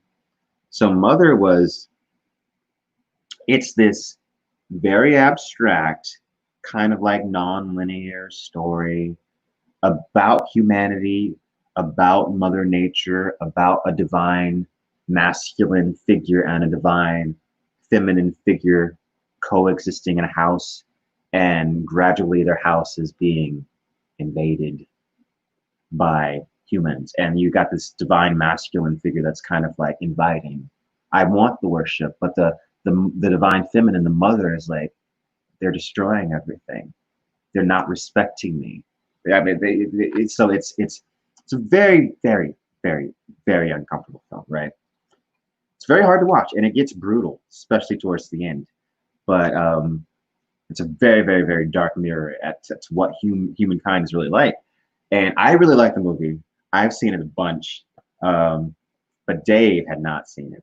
So I did not necessarily do a good enough job of exactly explaining the places that this movie was going to take him before we saw it. So it was kind of like he got through most of it. I will give him credit. He got to basically the end of it after the whole baby sequence, if you know what I'm talking about. And then we had to turn it off because it gets brutal. It does. And you know, that's the thing about art. It's like that's the thing. That's when you know art is effective and powerful, when people have such visceral reactions to it, because a lot of people had very, very strong reactions to this movie on both sides. Like, I came out loving Mother. It's one of my favorite movies of like the past decade, 20 years, whatever. I love that movie. I have it on Blu-ray. So it's like, to me, I loved it. I love all the allegories, and even I'm a horror fan, so like the brutal stuff, to me, I can kind of look past it and see it as just like a movie, while like respecting like the quality, because it is like, it's so well done that the violence feels real. The violence feels so real, so that's how well done it is. But yeah, it's also, you have to understand that when something's well done like that, it's gotta like, it affects a lot of people very viscerally, and so it affected Dave kind of viscerally, and we kind of had to have a chat after that and be like, kind of calm things down after it. But yeah, I would recommend Mother to people that are kind of, that like allegory, but aren't afraid of going to dark places and are okay with going to those dark places, because it's totally okay if you're not. Some people just aren't. But like, if you're okay with going to those dark places and seeing something that's really, really, really, really, really well done, like it, because like that's the thing, man. The movie is a masterpiece of editing, a masterpiece of directing. The acting is phenomenal. Like, whoa, it's just like crazy, and it's so underrated. I think the reason that it's underrated is because people didn't get it, and people didn't know what they were getting in for. But yeah, if you're ready for it, you can check out Mother. Let me get these super chats. Thank you so much, Kernel Polsky. Happy birthday to Quinn from the UK. I have really enjoyed your take on Dune, and it and TC obviously got my daughter interested. You said you would like to live in the Dune universe, but where? When? As who? Because it seems pretty scary to me. If I was in the Dune universe, I would want to be one of the minor noble houses on Caladan. So that's all you need. Minor noble house on Caladan, right? Caladan, paradise, where you got everything. Because then you don't want to be like the Atreides or something. Someone that's people that are super awesome, because then it's like you're a target. But like a minor house on Caladan, a paradise planet, yeah. Come on now. That's the way you want to be. Thank you for the super chat. Thank you so much for the super chat, and thank you so much for becoming a member as well. Miss Switch says, super sticker. Thanks so much for the super sticker. Greatly appreciated. Wow, Quinn, you got more likes than viewers. That's awesome. Well, thanks, guys. Hit the like button if you're viewing now. Let's keep it up. let's push the likes up, man. That's wonderful. How many likes we got? Comment in the chat, because I don't have that information right in front of me. But yeah, pick a less important planet. Oh, Smitty says I pick a less important. That makes sense, because Caladan, yeah, does have a higher chance of being nuked or something, because the Atreides draw attention. But I mean, yeah, you're right. You're right. That's a good point. So yeah, over 500 likes. Whoa, guys. touching my soul here. Make me feel very, very happy with all your super chats and PayPals and the memberships. Like, whoa, man, so much support. It's amazing. Lizzie T, happy birthday. Thank you so much. Thanks so much. Oh my God, you guys are making me gush. And I got another PayPal. I have to check it. I have to check these periods. So if you send me one and I don't check it immediately, it's not sending me like a notification. So I have to check them periodically. So I got one from Frank Spence for $20. Thank you so much, Frank. It's greatly appreciated. All right. Thanks so much, everyone. I'm so excited. I'm having a great birthday. You guys are really, really make me have a great birthday. I'm really, really happy right now. And I've been having like a rough, kind of a rough couple of weeks. And so it's good to just kind of like sit here and relax, talk about all my books, which they don't have a place right now because we are moving. So my books have just been kind of in storage. So I don't have my bookshelf like normally. So it's been kind of just sad. All of them just like sitting around, and it's just like, gotta give them some love. All right, so we were talking about the boys. It's nihilistic for my taste, and then we got to Mother because it was uncomfortable. So yeah, so we got the likes going up and still counting. So that's awesome. So let's get into another graphic novel. By the way, a lot of these graphic novel books too, I've been showing you up in Image. The Boys isn't, and Sandman is Vertigo. The Boys is Dynamite. Watchmen is DC. I haven't shown you any images. What am I talking? I literally haven't shown you any Image comics. I'm such an idiot. I have a bunch of images. I don't think I've shown you a single Image comic, and I've just said, all these comics I've shown you have been Image. Oh no, actually. Monstrous was also Image. The reason I point out Image is because like Image, they are killing it with the stories that they're making. Marvel and DC can just close, because you guys, Marvel and DC has been recycling the same characters and the same stories for like 30 years. Enough is enough. And Image gets it. Image, out of anybody, they're releasing the most unique, most awesome, greatest comic stories for sure. And Wicked, the Wicked plus Divine is one of them, baby. Like this one's a trip. This one is a trip. So it's like you have all of these different gods from just all around the place, just different gods throughout different parts of mythology, right? And so like every 100 years, they get reincarnated into the bodies of young people, and they just get to do whatever.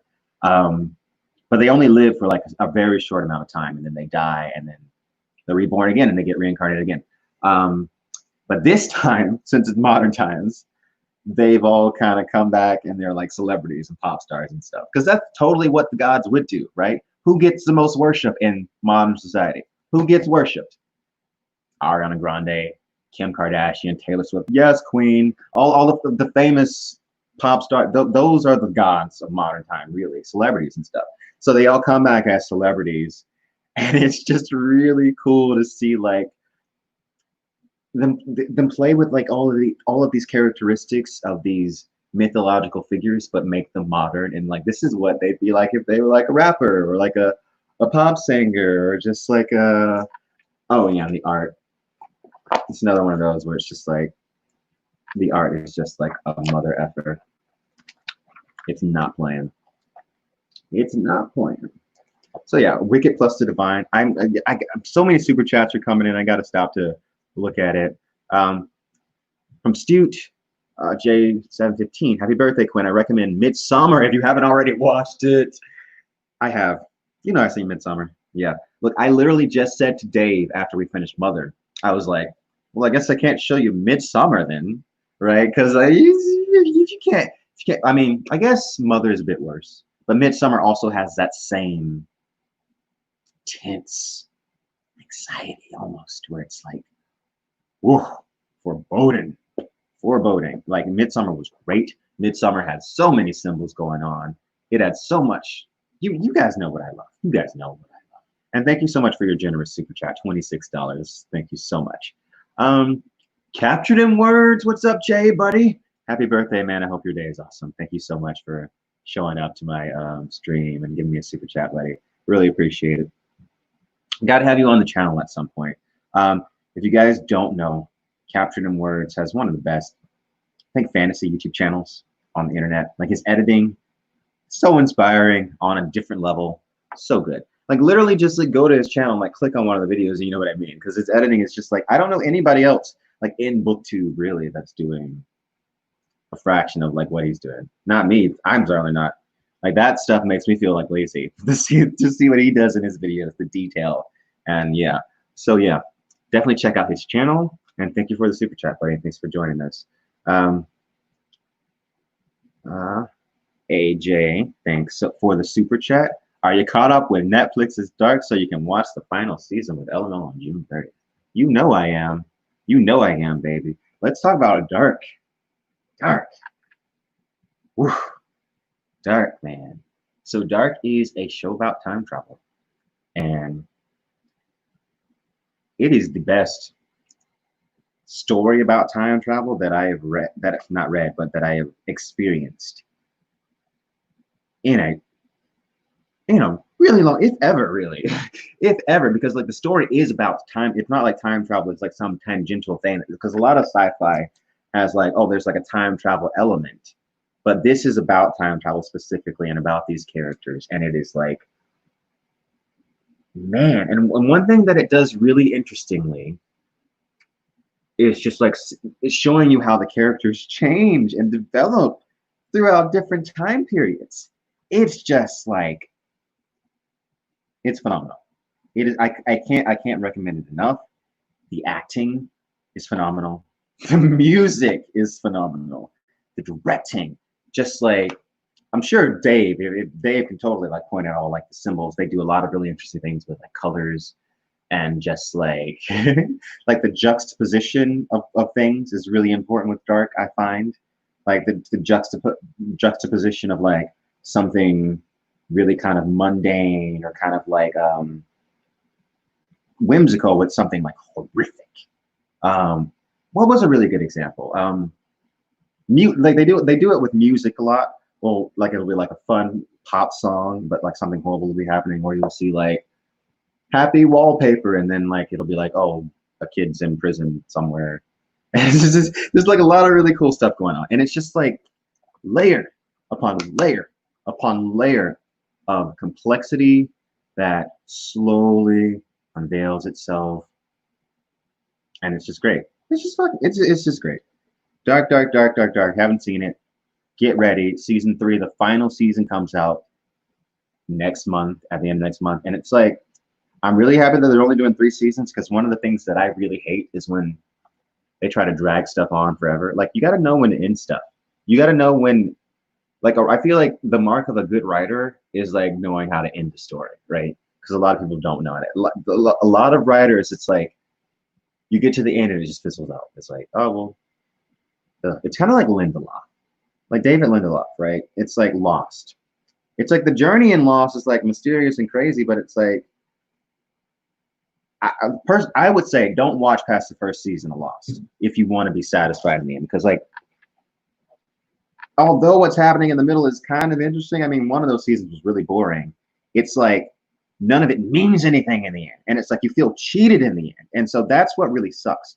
So like, the mark of a good storyteller is knowing how to wrap things up and make you not feel cheated in the end, and so you feel like it's wrapped up and it's been done well. So yeah, that's the mark of a good story, and we're hoping for a good ending with Dark. So yeah, I think Lindelof did a better job with his new Watchmen show, even though it did. I still think he just couldn't resist doing that dumb open ending. Just end it. I hate that. Like, open endings are cool, but the way he did it was just dumb, and I felt like it was like, because if you remember, like there was the whole thing with the egg and Dr. Manhattan's being put his power in the egg, and if someone else eats the egg, they become Dr. Manhattan. But the thing about being Dr. Manhattan is it sucks to be Dr. Manhattan, and that he literally wanted to die. Like, he was just like, guess I'm dying now. Like, it sucks being Dr. It sucks always living living without time. It sucks. It sucks for freaking Paul Atreides, and it sucked for Dr. Manhattan, right? So it's just like, I don't even understand. Like, what are you saying with that? Like, the whole point is that In fact, they even make the point in the show where it's like, where Lady True is like, I want the power of Dr. Manhattan. And he's like, anybody that wants that power shouldn't have it. And then you've got her literally just about to suck on it. Like, what? I thought the whole point was that if you want the power, you shouldn't have it. So that was, the end was like, whatever.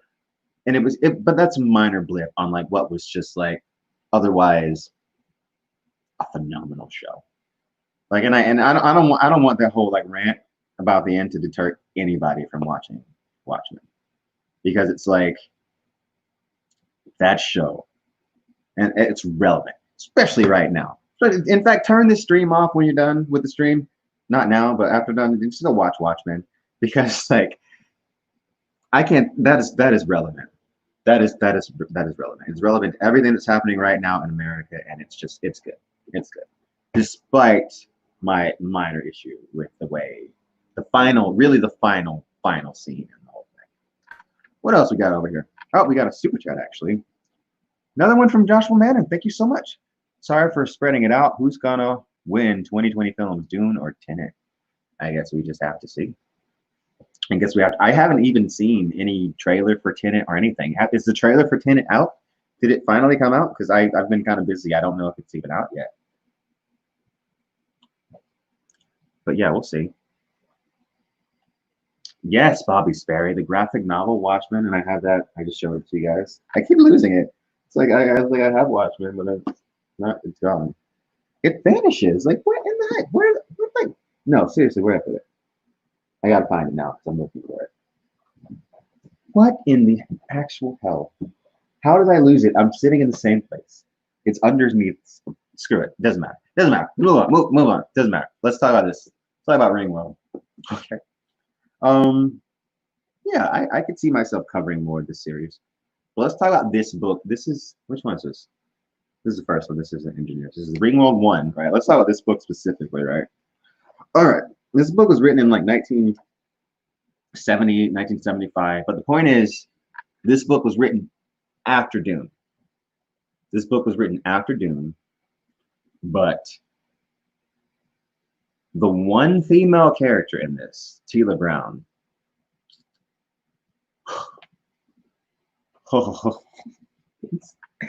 oh my God! Look, okay, I liked all the discuss. I liked the science fiction stuff. I loved like the whole information about the engineering of like the ring world.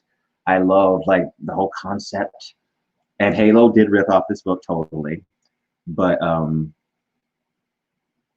that character, man, that Tila Brown character. Okay, let me tell you about it. So like there's this mission.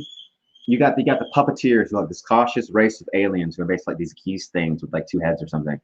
But they're all like, oh, there's this ring world and we gotta check it out. So they get a human guy, I forget his name, like Lou or something, and he's like a pilot. He's like got a bunch of skills. They get a Kazin, who's like this big tiger guy. He's like the muscle, really strong, other skills. One of the puppeteers is with them. He's like a puppeteer, like really smart. They do the puppeteer thing. And then Tila Brown. What does the female character have to offer to the story? What does she have to offer to the group dynamic? She's lucky. She's lucky. Nothing else. Nothing else. She's not interesting. She doesn't have any skills. She's not an intellectual. She's not a fighter. She doesn't know how to work tech. She's not like a pilot. She's lucky. I'm not even kidding. It's like some the quantified luck. That was the dumbest thing I'd ever seen. It was just like, what? And then that's not even it. That's not even it. It's like at the end of the book, when Lou and the Kazin, they're leaving the ring world to go back and to report on what they saw. She decides to stay behind. Oh, because she's going to explore and have this exciting new life and see what's up with the ring world and learn about culture. No, that's not what she says. She meets a guy and falls in love with him in 3 days. There's an image. Thanks. And here's this other book. Thank you. Thank you. So she meets him and falls in love with him. And that's not it. In order for, but like the thing is the guy, because he's grown up on this on Ringworld in a primitive culture, he feels like Lou owns her. So she decides that what she should do so that this guy doesn't feel like Lou owns her is that I should have Lou sell me to him. And so she's his slave, or he thinks that he bought her, and she's okay with him thinking that she's been bought. And you want to live with this guy that you met for a few days on this crazy world that you know nothing about, and be his slave because woman lucky. That was just really weird. I don't know what was going on with that. But yeah, that was the weird. That was not the highlight of the book. That character was not. It's one of the most useless characters I've ever read in anything, honestly. But yeah, but I brought it up because it's like Frank Herbert wrote Dune in 1965, and then you have like Jessica, O'Drade, like what Shiana Brood, like what, like it's like, and then you got Tila Brown. What? I don't know. But whatever. It's not that character kind of blew. But whatever. Allison Fortis, happy birthday, Quinn. Love your content and analysis. You're wise beyond your years. Thank you so much, Allison Fortis. Thanks everyone for your super chats and your memberships and your PayPal donations. You guys are fantastic. You guys are so fantastic. It's greatly appreciated. And another super chat. I'm at work, so I can't stay to watch, but happy birthday. Thank you so much for your super chat. The Alpha Bleach. Right. I can't read. You guys know I can't read. Even though I have a channel about books. I have a channel about books, but I'm totally illiterate. So, totally. Let's see. What's going on next? All right, let's see what we got over here. We got plenty more books over here to keep talking about. It looks like. What's this? Oh, here's something. Mary Shelley. It's another classic horror that everyone knows about, but I feel like most people haven't read. Like Dracula, everyone knows what Frankenstein is. Everyone gets the general gist of Frankenstein, but what Frank Herbert at the core of it, let's see. It's about several things. I think it's about kind of a fear of science. It definitely takes an apprehensive look at science. It's about checking, I guess, like the hubris of the scientist. Like just because you can maybe bring a body back, take a bunch of body parts and bring it back to life doesn't mean you should. So it's very kind of a cautionary thing, right? Maybe we should like put some limits on what we should be trying as scientists. But yeah, ultimately, I think what it's about too is that like creating something, or it's about being rejected by your creator. I think it's about being rejected by your, because that's what Frankenstein is. So you have Dr. Frankenstein, who takes all these body parts from like the most beautiful corpses that he can find, basically, and he puts them together, does his experiment, applies electricity to it, and Frankenstein is alive, but he's a monster. And so Dr. Frankenstein casts him out. And so get away from me. And he rejects his creation. And because of this, Frankenstein is very resentful. And he basically hunts him, torments him, and that's what it's about essentially. But it's about being rejected by your creator. It's about your past coming back to hunt you. And like it's about unfinished business, about all those things. And it's just, yeah. Oh, here's a really good quote on the back of it from the creature. You are my creator, but I am your master. Obey. Wow. So yeah, Frankenstein is one of those ones that's like, is a lot deeper than a lot of people realize, I think, for sure. Thank you, Matthew, so much for your super chat. Happy birthday. Your content is so top tier and well done. However, why the hell would you want to live in the nightmare, hyper-feudalistic and oppressive world known as the Doom? Look, guys, a lot of you guys are taking that a little too seriously. It was a joke. It was not too. I don't actually really want to live in the Dune universe. Of course, if I had my way, You guys know I'd be in the Star Trek universe. Kidding me? Of course, like I don't want to be dealing with like the Baron Harkonnen and the Emperor potentially getting like mad at me and trying to like destroy me and my whole family, take out my whole like bloodline. No, like I don't want that. So yeah, if I had to pick a sci-fi universe to live in, it's gonna be the Star Trek universe, specifically Next Generation Star Trek. Though, like honestly, Picard's good, but like I want Next Generation. That's what I want. I want to be on the Enterprise. Maybe not even maybe like not even the Enterprise. Maybe like a ship that's kind of like the Enterprise because I feel like the Enterprise being the flagship, they encounter a lot of like crap, and you could potentially also die on the Enterprise. So maybe I just want to be on like a cool, more chill ship that also has a holodeck. But yeah, Star Trek universe, man, come on. You got like talk to the like I might well once I get my house set up again, I have a bunch of like smart equipment. So I've got like a bunch of Alexas, a bunch of like smart lights, a smart microwave that I can control with my voice that all hooks up to the Alexa. I can do the TVs, like everything basically, and I want to get more. And the reason is just because I want to feel like I'm in the Star Trek universe. And it's so funny because it's obvious that the people that design the Alexa are huge Star Trek fans because there's so many references. You can tell her like Red Alert. You can tell her. It's so funny because I'll be like, tea Earl Grey hot, and she'll be like, the replicators are inactive, and it's so cool, so cool. But yeah, Star Trek, 100%. Got a super chat. Have you read the Broken Earth trilogy by N.K. Jemisin? I have started reading it, and it's really, really, really, really, really good. All right, so that's one that I'm definitely going to need to talk about more at some point once I really, really get into that.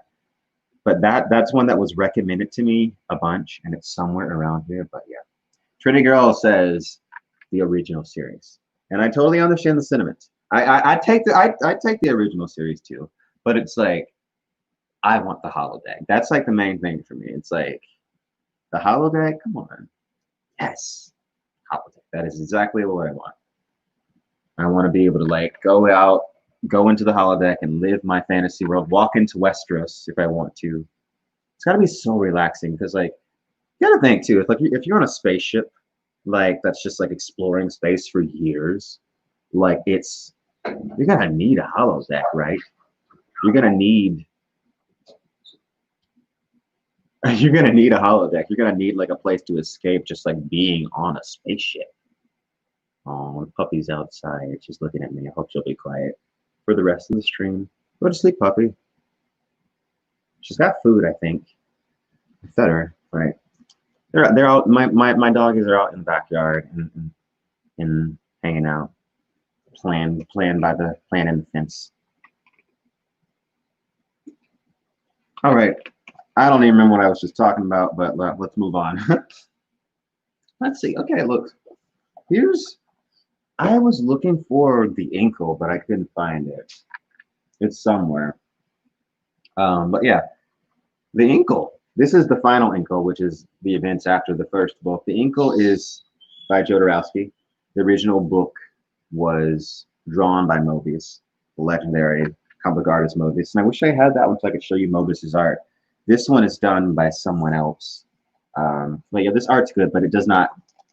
I think it has the same level of detail as Mobius, but it's definitely not Mobius's style. It's like it looks more like the Metabarons. I wonder if this is the same guy that did the Metabarons, which is right over here. So these two books are basically, no, it's not the same guy, but yeah, these are the work of Jodorowsky, right? Who was the original guy that was going to direct Dune right back in the 70s. So he had this idea to take Dune and turn it into this like whole trippy art house type movie. I personally think that it probably would have been pretty terrible if it had gotten made. I don't think it would have represented Dune. I don't know if terrible is the word. I don't think it would have been Dune, is what I'm saying. But like he took all of those ideas that he had and put them into the Metabarons and the Inkle. And the Inkle, of course, as a lot of you know, got ripped off heavily by the Fifth Element. The Fifth Element totally ripped off the Inkle. But yeah, I would say this is really the one where like You really see the Dune influence, although there is some in the Inkle as well. But yeah, the Meta Barons is like it's crazy. I mean, if you like sci-fi, I mean, if you ooh, I can't show you. Some of this art I definitely cannot show you on stream because some of it is explicit. That's another thing about comics, man. There's pretty much no limit to what you can draw in a comic. So it's like, yeah. So Meta Barons, it's a crazy, bloody, trippy, epic, exciting science fiction story that's about the Meta Barons and their history and their family and what's going on with them. And yeah, it's a whole giant world to dive into, just like the Inkle. The Inkle, I would say, is a lot more. I had a lot more fun reading the Inkle. Well, not even that. It's like the Inkle is more. It's more like better Star Wars, I would say, is how I would describe the Inkle.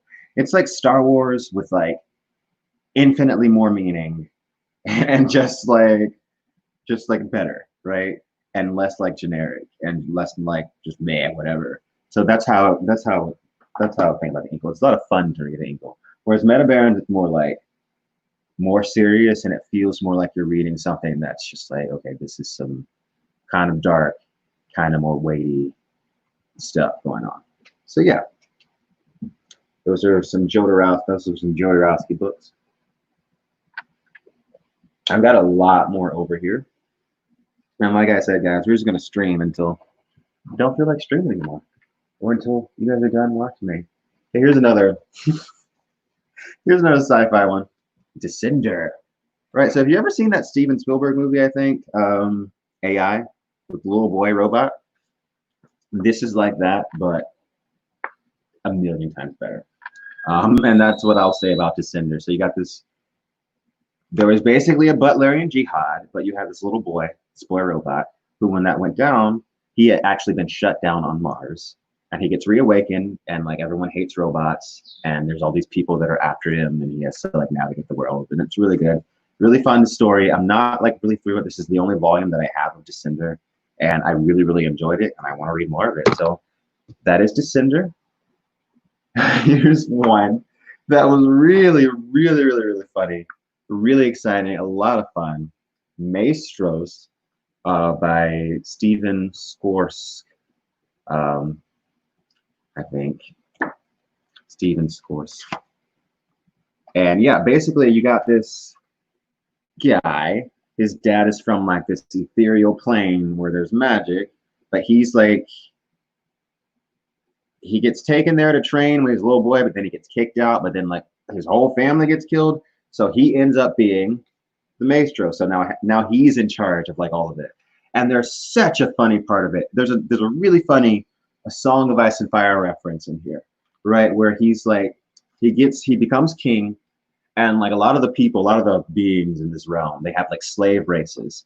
So he like frees all the slaves, and he calls his edict to free the slaves. You're not gonna believe what he calls it. It's so funny. He calls it the Khaleesi reforms. And then there's this part where like these like messed up like magic creatures are like, what is a Khaleesi? What even is that? And it's like, that's so good because he's freeing the slaves like Danny. It's so good. I loved it.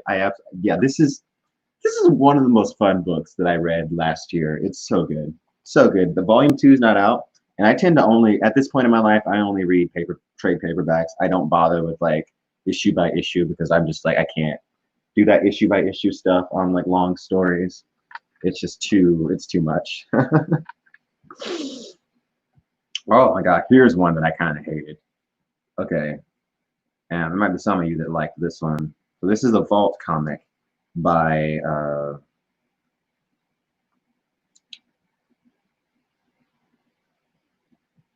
who wrote this?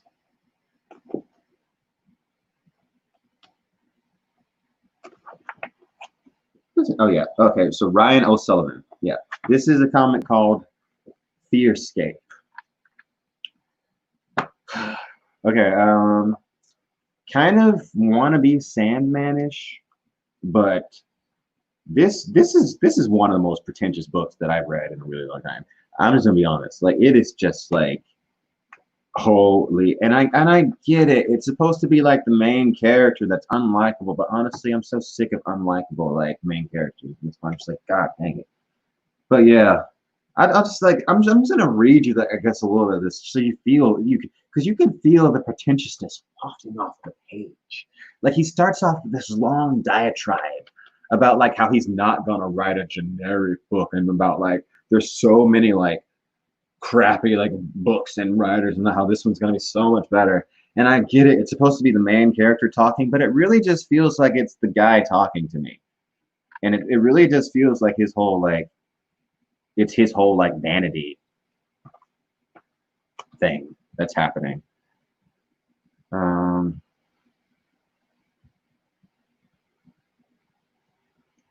Oh, yeah, my audio's screwed.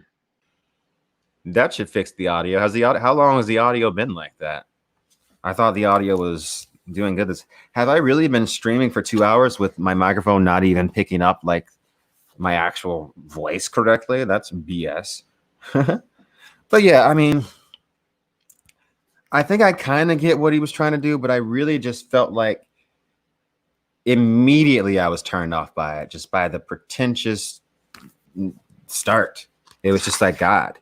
And then throughout it, it doesn't really get any better. And I felt like the whole point of it is kind of like lost in like this whole like, I don't know, veneer of whatever he's trying to do. I just didn't get it personally. Some people might like this. I didn't. Yeah. I had the audio. It was set to the audio was set to the webcam or something. I don't know. The audio was set to like the laptop mic instead of the Yeti. It's really, I streamed for 2 hours like that. That's so funny. Apparently it wasn't so bad. No one really complained, so that's cool. Oh, here's some good stuff. All right, so yeah. I love Rick and Morty. There's a fact about me that you might. What's that? It didn't sound bad. It was still fun. Okay. Yeah, don't worry about it. Okay. I loved Rick and Morty. I mean, I love Rick and Morty, the show. So much. So much. And I don't care if you hate Rick and Morty fans. Rick and Morty is a great show. I love that cartoon. It's one of my favorite It's like, I feel like personally, Rick and Morty is like a spiritual successor to Futurama. And actually one of the recent episodes they mentioned Futurama, which was awesome. Because it's like one of those, it's a cartoon, but it's like you could tell they really get sci-fi and they really get the genre. And I have a bunch of comics. They're written by, a lot of these are written by Gorman, and they're drawn by different, there's a bunch of different ones, but I have a bunch of Rick and Morty comics, and a lot of them, some of them are hit or miss, but a lot of them are really good. And they just feel like reading like extra episodes of the show, basically. I have like 12 of these or something. They come up with them really quickly. So if you like Rick and Morty and you ever feel like you're fiending for more episodes, the comics are really good. What's cool about it is that it's actually a slightly different Rick and Morty. If you pick up on it, it's not the C-137 Rick and Morty from the show. So it's kind of like, it's a slightly different reality version. So it's like, that's why things are slightly different. So it's like, that's why they can go on adventures that the other Rick and Morty in the show version don't know about. So yeah, because if you watch the show, there's multiple different Ricks and Mortys and infinite dimensions and stuff like that. So yeah, that's just those are just like fun little comics that I read in my spare time and have a lot of fun with. Okay, so this is one, and I think I've shown you guys. This is, I'll show you the back before I show you the front. So this is The Chilling Adventures of Sabrina, and I'm actually gonna like give this one away or like burn it as soon as they come out with a better cover for the hardcover one, because the only hardcover version of this that I could get has the fucking people from the Netflix adaptation on it, the people from the show, which is super annoying because this character is not in the book at all. That guy was invented for the show, and then he's like, this guy's a non-issue. He's not a non-factor in the book. It should have just, if you're gonna have a show version, just have Sabrina on it. But yeah, Chilling Adventures of Sabrina by Roberto Aguirre Sacasa, I think is how you say his name. And it is a very, very, very, very, very, very, very, very, very dark take on Sabrina the Teenage Witch, the Archie comics from back in the day. You know, there was also a comedy show that was on in the 90s, I think. This is a very scary comic. This comic is not for the light of heart. If you've seen the show, still tread lightly because the comic is much darker than the show. The show does not go the same places that you can see. There's some pretty dark stuff happening here. So yeah, it's about witches. It's about Sabrina, the teenage witch. And she is a teenage witch, but it's not the kind of witchcraft from the show where she's just pointing her finger and changing her clothes. No, I mean, from the old show, it's dark stuff. So basically, Roberto Aguirre Acasa had this idea. He said, I'll take Sabrina, I'll take the quirky teenage witch comic from back in the day, and I'll make it dark as heck. I'll make them worship Satan. I'll make them do cannibalism. I'll make them I'll make them just be like evil and unapologetic with it. And it's like that's what he did. And so you have Sabrina, who's half witch, half mortal. You've got her aunts Helda and Zelda. And if you've seen the show and you're like, I get it, I don't want to read the comic is very different from the show. I mean, there's similar themes at some parts, but the comic is a whole different animal, man. This is a whole different animal. I was shocked because I think I looked at some of the show before I picked up this comic, and then I read the comic and I was like, this is what I need more of. I don't need another season of the show. Like they pretty much that last season of the show was pretty bad. I don't need another season of the show. Like give me more of this. This is what I want. And I guess I can show you some of the covers too. I'm going to show you some of the countless covers they could have used instead of putting the dumb image from the show that doesn't even reflect what's in the book. Because there's a lot of really good covers that a lot of really amazing artists did, and they used that stupid still from the from the show. Like that's so annoying. But yeah. Look, okay. There's a lot of great ones. There's a lot of great covers they could have used for this. Look at these. Really good. Really great covers. Oh, this one with the skull is really good. Madame Satan right there. See this one, this would have been a perfect cover. Would this have not been a perfect cover for like a dark retelling of Sabrina the Teenage Witch? Because you can see she's like in the school universe, in school uniform. It's all dark and red and foreboding. That would have been an awesome cover for the hardcover book. I don't know why they put the stupid show characters on it. Yeah, they just had so many covers they could have used instead, and I just don't get why they wasted all of this art. And here's one that I love, right? The Stephen King reference. Oh my God, look at that. Look at that. Look at the respect. This is why I love this is why the graphic novel genre is so good right now. The respect for horror. That Carrie reference is just like, that's too good. Just look at that. Come on. If you love horror, pick up Sabrina. It's really, really, really good. Here's another awesome cover they could have used. Look at that. Come on now. There's so many. And look at this. Look at that one. That's a cover. And then they also have in the back of this book, they've got like the original Sabrina the Teenage Witch comic, which is really, really neat. But yeah, I definitely recommend that. And then I also recommend the first season of the Netflix show. I thought was actually pretty good. And then I felt like the second season was more, they were trying to do a little bit too much. And then also like the second season, one thing that I was really happy that the comic did that the show didn't do was that the comic didn't spend any time focusing on Sabrina's annoying mortal friends. I don't care. Netflix, I don't care about that Harvey character. I don't care about her hot black friend. I don't care about her transgender friend. I just don't care about any of those characters. I want to watch a show about a teenage witch doing messed up magic, devil worship, magic, dark stuff. I don't care about this whole teenage mortal life. I'm not watching Degrassi, right? I want to watch Degrassi, right? I don't need any of that. Leave me alone. Give me a break. Right? Like just cut that out. Like the comic was like, yeah, well, we'll show you. So here's another series I've been getting into recently. Got Children of Blood and Bone, Children of Virtue and Vengeance. So this series is set in like a pseudo Africa. It is a fantasy young adult series. It's really well done. I like it a lot, and really interesting characters. So basically, you have this race of people with like silver eyes and white hair, definitely George R. Martin influence, and then dark skin. They once had magic, but their magic has vanished, and they're very persecuted. But then at some point in this book, well, basically the whole thing is the magic is returning. So there's this whole quest to secure the return of magic and to fight back against oppression. It's really good. She's obviously talking about race. There's a lot in here about skin color, which is actually really interesting because it's like one thing in Africa, like skin lightening is like a big problem, right? Because the lighter skin is just seen as like better for some reason.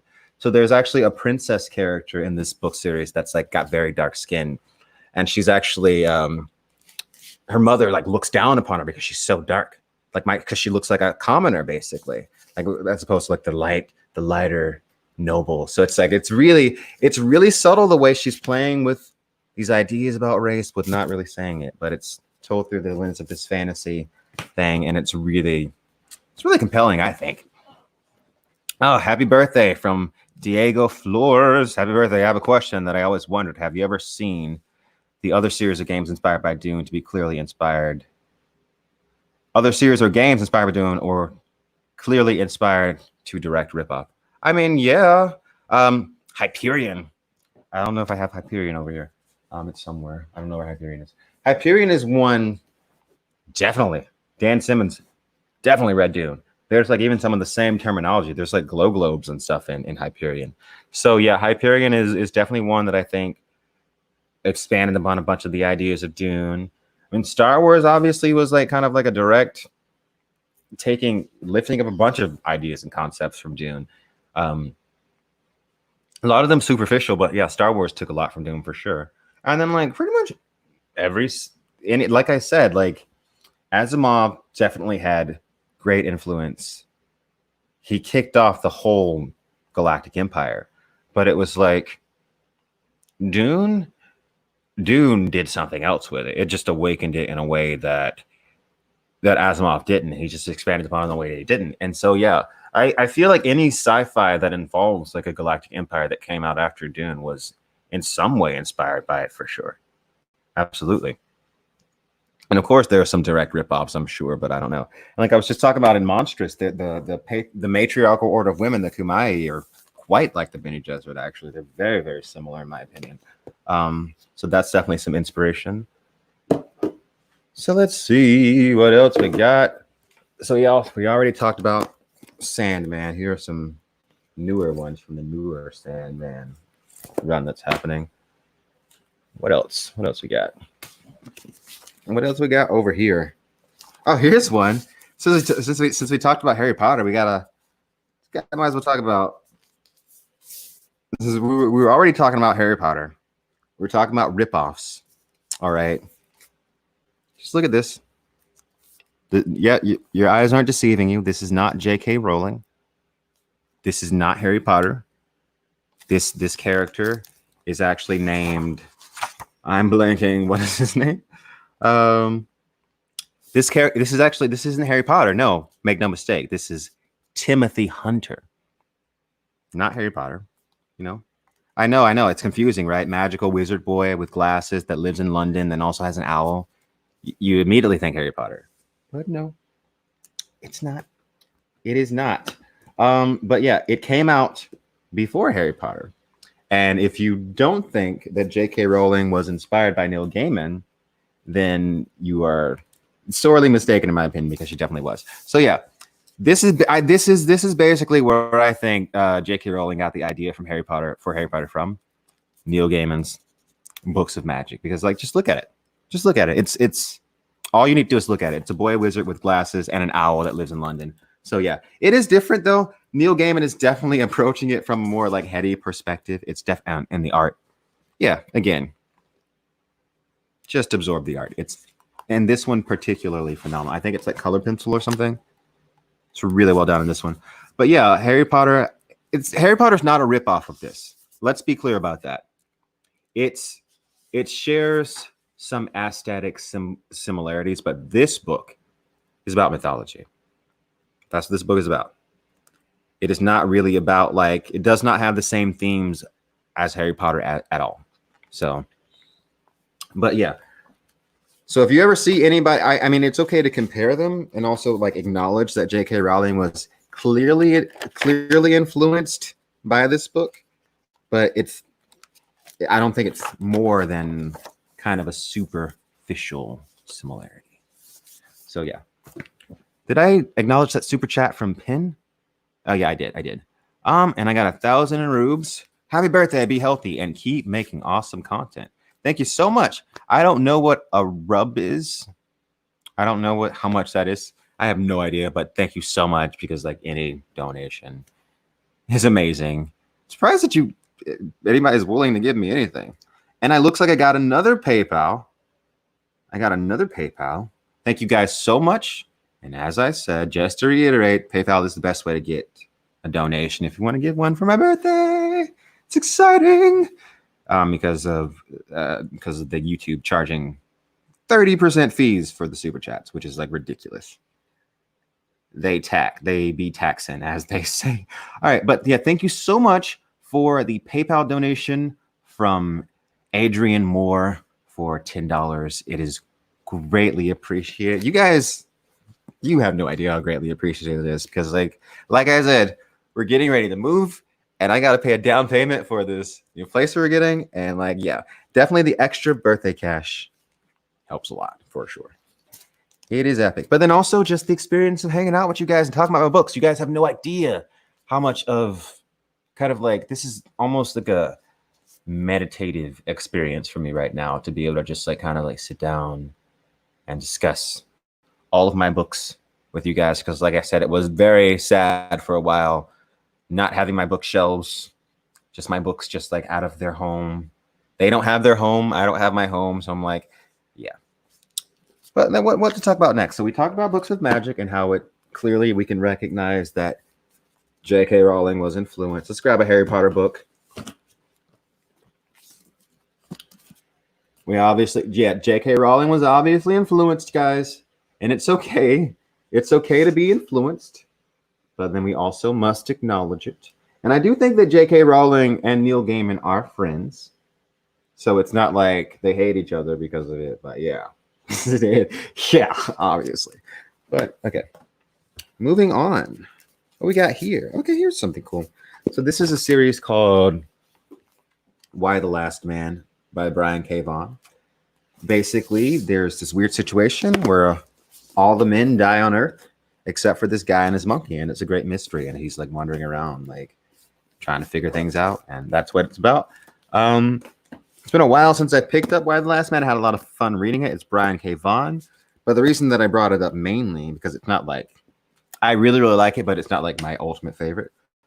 My ultimate favorite thing from Brian K. Vaughan, though, I've been saving this one for last, baby. Yeah, get a load of this. Saga. Oh my God. If you just want to read a graphic novel and you don't want to like struggle to try and figure out what's going on or like read something too heady or cerebral like Sandman, or if you don't want to get into something that's like super deep with lore like Monstrous and you just want to like have fun and read something that just has really great characters and is also super entertaining, fucking Saga. Saga is like, it's about this family.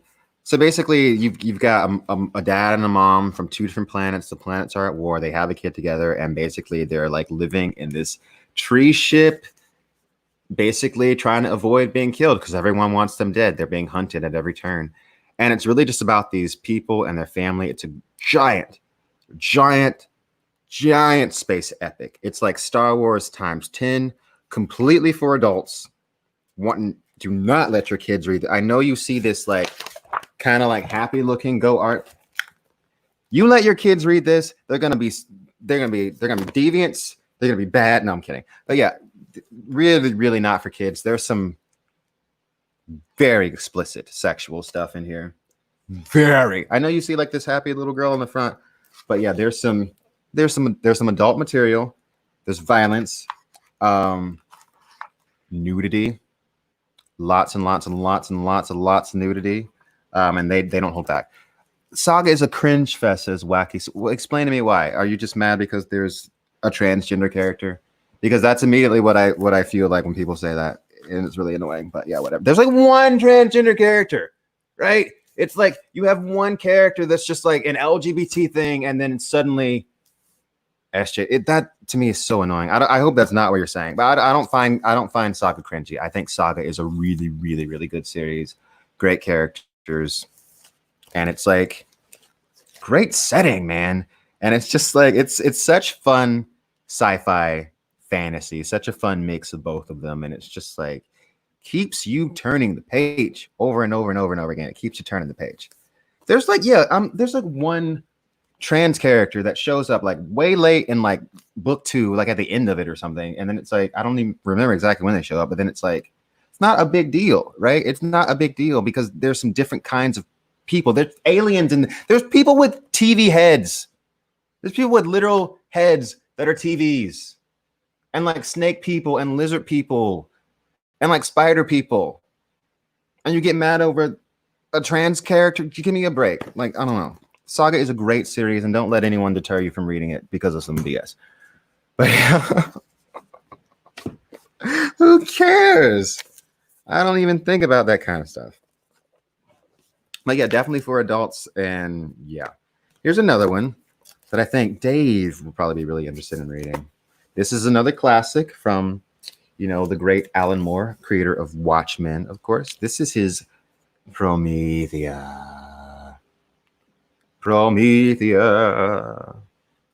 So Promethea is about a goddess essentially that she keeps coming back on it. It's about she it's a woman embodies the goddess Promethea basically, and she becomes a superhero, almost Wonder Woman like. It's a very like kind of it's a spiritual journey is what this book is. Alan Moore is casting a spell on you throughout this book is basically what he's doing. He's playing with some chaos magic. There's lots of symbols, lots of subliminal stuff going on in Promethea. I can't even begin to really like describe it to you, but basically imagine like a really, really, really, really, really, really trippy version of Wonder Woman, but then also with a lot of meaning and depth because it is Alan Moore.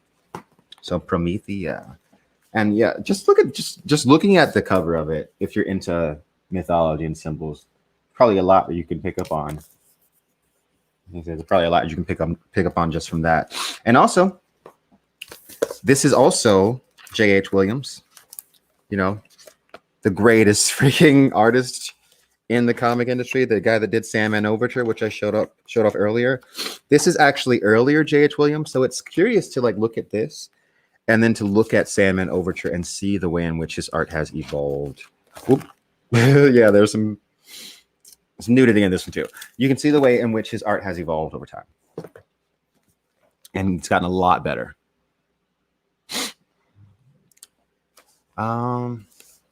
It's gotten a lot better. Not saying he wasn't good. He was always phenomenal, but it's just like you can see the improvement, and it's always amazing when someone that was already amazing just gets better, right? Oh, wow. Thank you so much, Ian Mager, for your $50 PayPal donation. Guys, thank you guys so much. Like, honestly, it touches my soul that you guys care about me this much. It really does. Enough to just like sit here and watch me read and give me birthday gifts. It's really, really awesome. Thank you guys so much. Yeah, it's really, really awesome.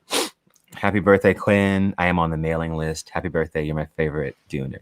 Thank you guys so much. And while you're at it, if you're watching and you haven't, you can get put on the mailing list for my upcoming graphic novel, Tadia.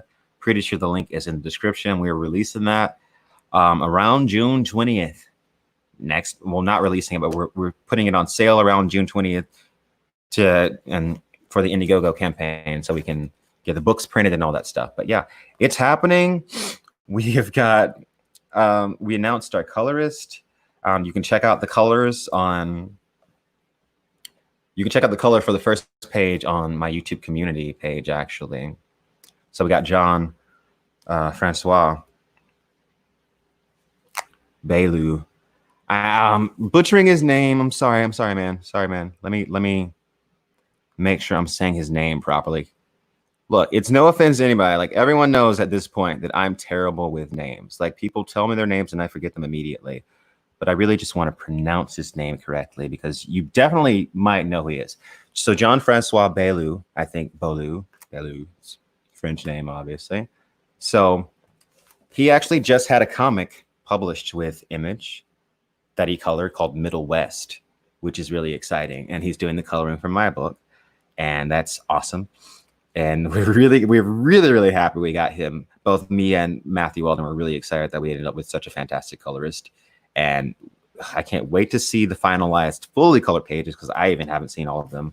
But like I said, the first color page is on my YouTube community page, and you can also, but that page will also change and continue to evolve a little bit before we release the final project. So yeah.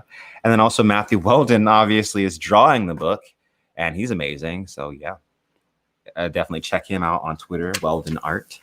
And yeah, we're very excited about Tadia. It's a horror story about witches, and I'm very passionate about it. I'm very connected to it. And I'm just super ready to show it to the rest of the world. And let me catch these super chats real quick. Happy birthday, Quinn. I usually get turned off by woke entertainment, but Saga is not one of them. I just hope that Dune will be worth it. I do too. Mark Madeline, super sticker. Thank you so much. You know, the thing is, I don't even feel like, look, see, that's why it's kind of annoying when people are just like, oh, it's woke. Because Saga is not woke. Saga is not preaching to you. Saga is like the most fun book ever. And if like you're just gonna deny yourself the fun of Saga because of some, you heard that it might have, I don't know, a character that like that you might not like for whatever reason. I mean, you still deny yourself a great story and a great graphic novel because of something stupid like that. It's so much fun. It's so good. Happy name day from Kiana Ingram. Thank you so much for the super chat. Thank you, guys. And another super chat. Thank you so much. Thank you so much. They're just coming in. I can't say that. Permabulating peculiarity. Thank you so much. That's a great name, by the way.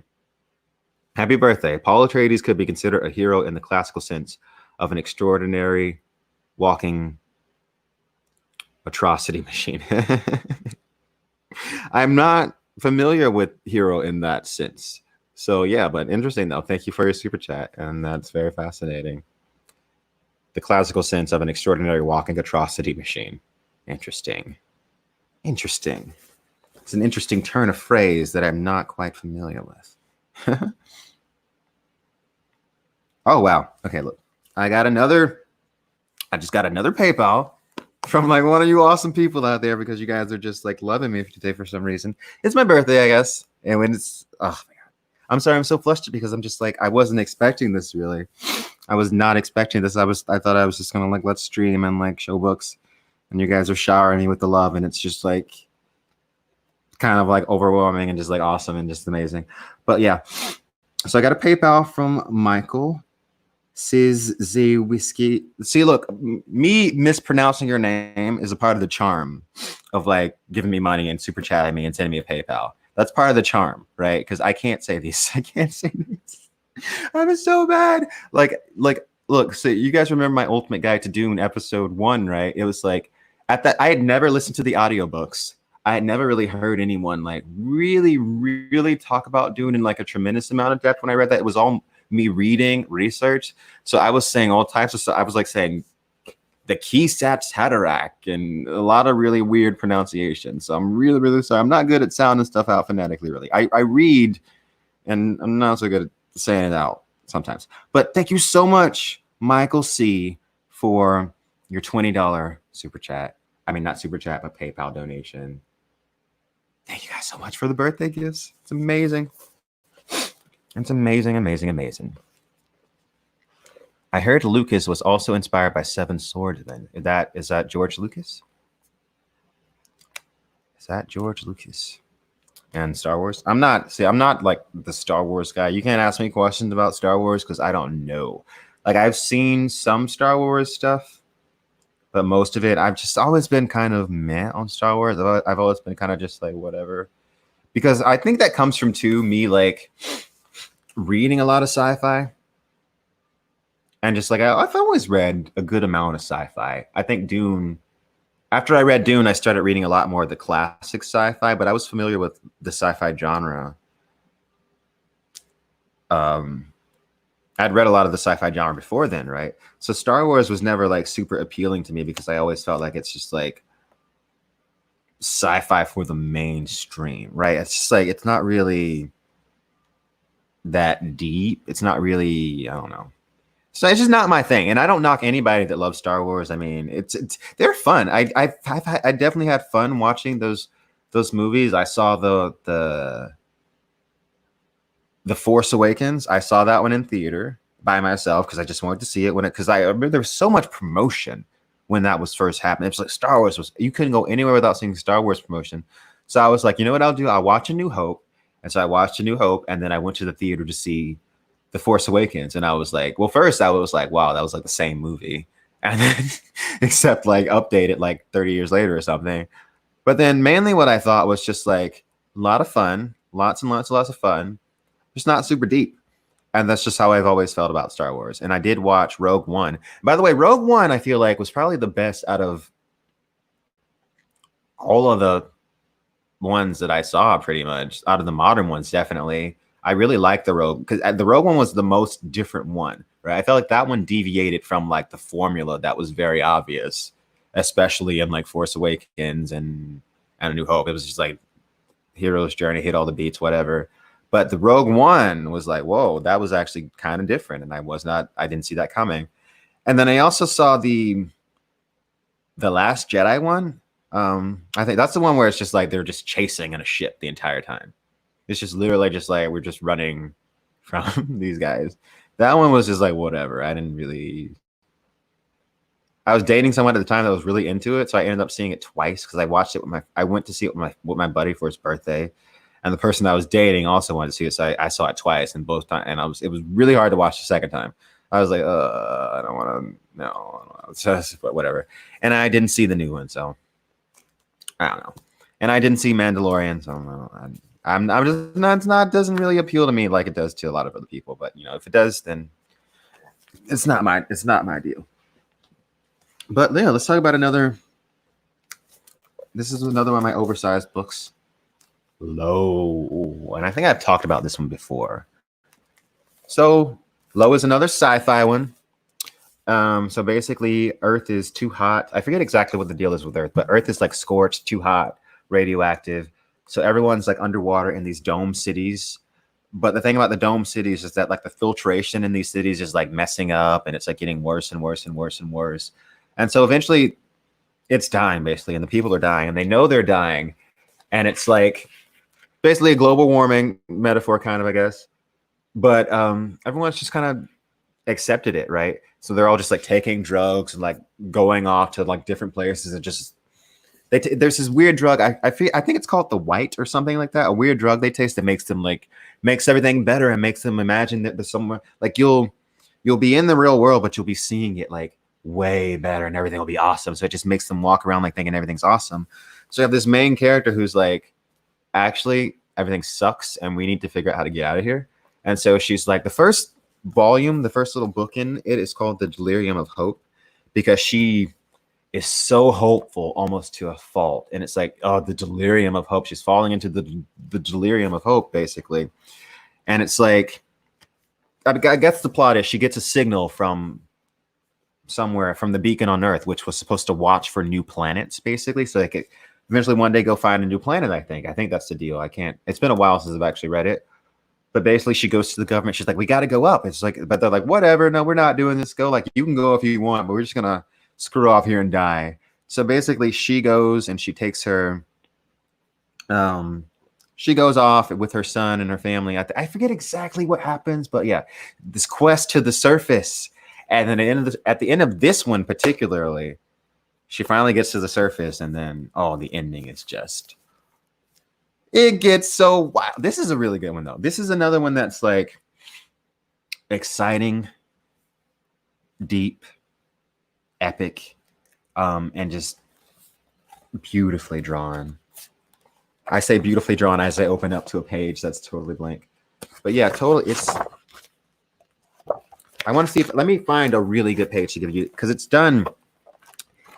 It's underwater, a lot of these scenes, and it's amazing how the artist just captures the movement. Oh, this one is excellent. This is the scene that I'm going to show you guys. So this is an excellent scene where they're in the submarine and they get out and they start swimming, and then just look at this. It's so cinematically done, and then just like the movement that they capture in the water with the lines, and it's just like, it's so beautiful. And there's another one too that I think will be really good. Well, here, check this out. Just look at this closely. The green screen's messing up again, but yeah, it's just really good. See, here's the thing about Tadia too. Let you guys know, my artist Matthew Weldon. I said to him when I first told him that I wanted to, when we first got the agreement going, I said, I'm just going to give you half of this entire project, as far as like if whatever income we make from it. Because I feel, even though I wrote Tadia, the art is just as important to me. I think the art is essential. The art is what draws you in. The art is important. So why should his work be less important to mine? I think he deserves half of whatever comes from this. And I said it to him, and that's the way we're doing it. So it's a Weldon Quinn project, basically. It's both of us. It's our dual thing at this point. Which is how you should view it, because then both people can put the best of themselves into something. And that's why I've really been enjoying working with Matthew on my graphic novel, because it's like I can tell that he really cares and he's really passionate, and he just sees the story and he gets it, and he wants to live in this universe, and he wants to bring it to life. And I'm super excited. So I've gotten some more super chats, which is just like, I'm just like so shocked every time, because you guys are so generous right now. Thanks for the birthday super chat. Lindro Tanello. You say, happy birthday from Brazil. Big fan of the Dune Saga and of your videos. Congrats. Thank you so much. Thank you so much for the super chat. And another super chat from Marina. How do I get that one on the screen? From Marina Booth. Thank you so much for the super chat. Happy birthday. And also thank you so much for being a member as well. Happy birthday. I love your channel and hearing about your books. Congrats on turning 26. I know, right? Such an accomplishment. Followed for your Song of Ice and Fire content. Thanks for getting me excited about sci-fi again. Well, thank you so much for listening, and I hope you all are enjoying the stream. Like I said, if you've been enjoying the stream, feel free to hit the like button. It's greatly appreciated. And yeah, thanks everyone for watching and donating, and it's all really, really great.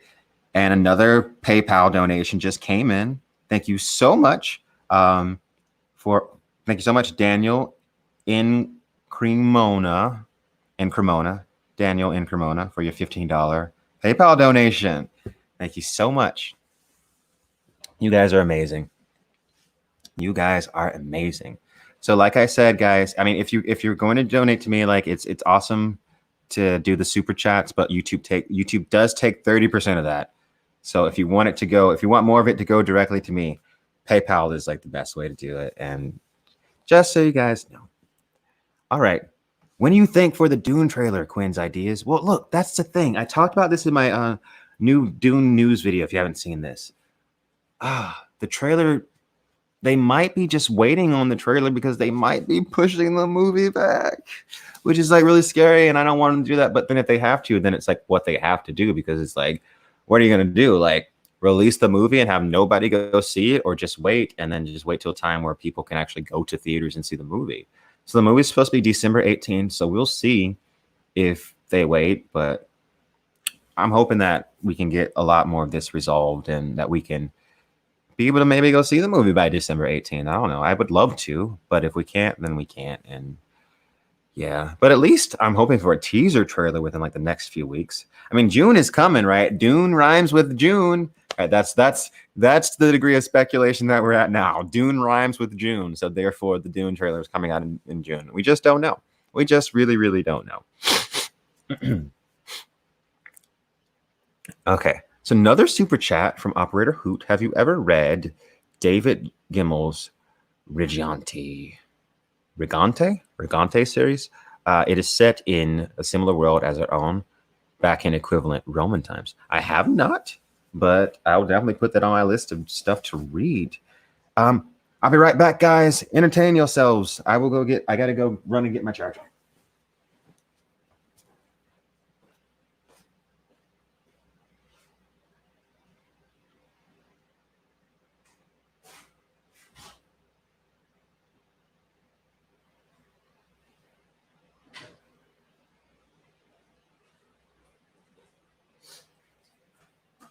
So now you're back from outer space.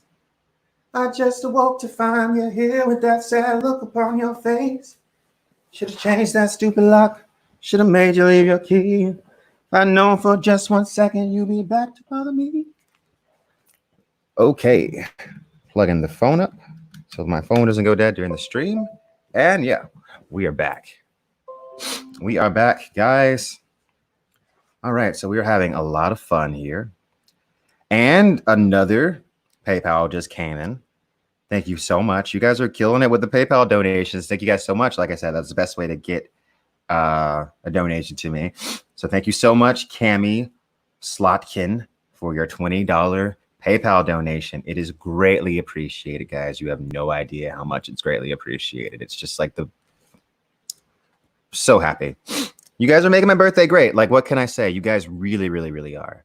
Like I said earlier, like the last couple of weeks have not been easy. There's been a lot of like trying to find a place during a pandemic. So it's like anxiety inducing, and it's finally fun to just like sit back, have a chat with the audience. I just put out that Dune video. I'm working on because tomorrow is back to business as usual. I'm getting ready to go into full gear with video making and prepping for Tadia and getting this campaign set up and all of that stuff. So yeah, we're gonna go into full gear doing that, and it's gonna be exciting. And all those donations help along the way. Absolutely. So we just talked about low. Actually, guys, I'll be right back again. I'll be right back again. Entertain yourselves. Are you not entertained?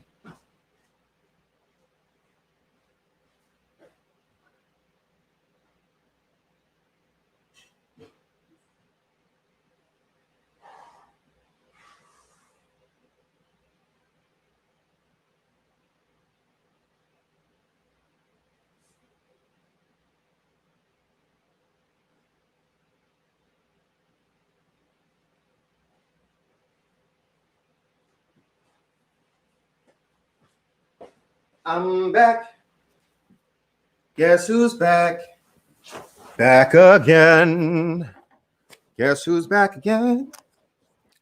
Guess who's back again? Where are the puppies and birds? Both. All 4 of them are asleep, actually. And by the way, guys, I haven't mentioned this online or anything, but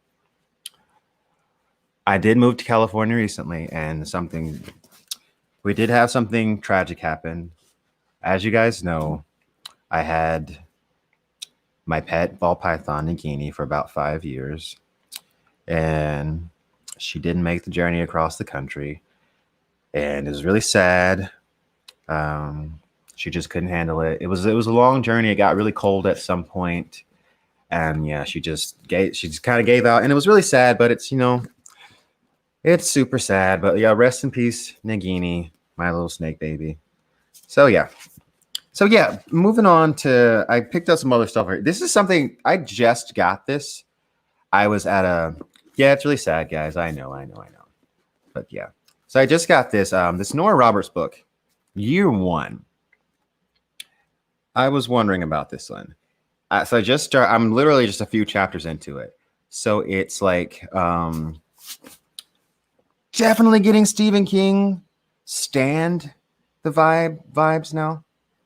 So it's like there's like a virus that's happening, and then it's like some magic stuff going on. So definitely like some Stephen King stand stuff going on. I'm not sure if it's good or not. I've not read any Nora Roberts. It will be my first Nora Roberts book, so we'll see if it's actually good and if it's actually worth recommending. But I had it over there, so I just wanted you guys to see what I was looking at. And it looks like another PayPal donation just came in from Diego Flores Venegas.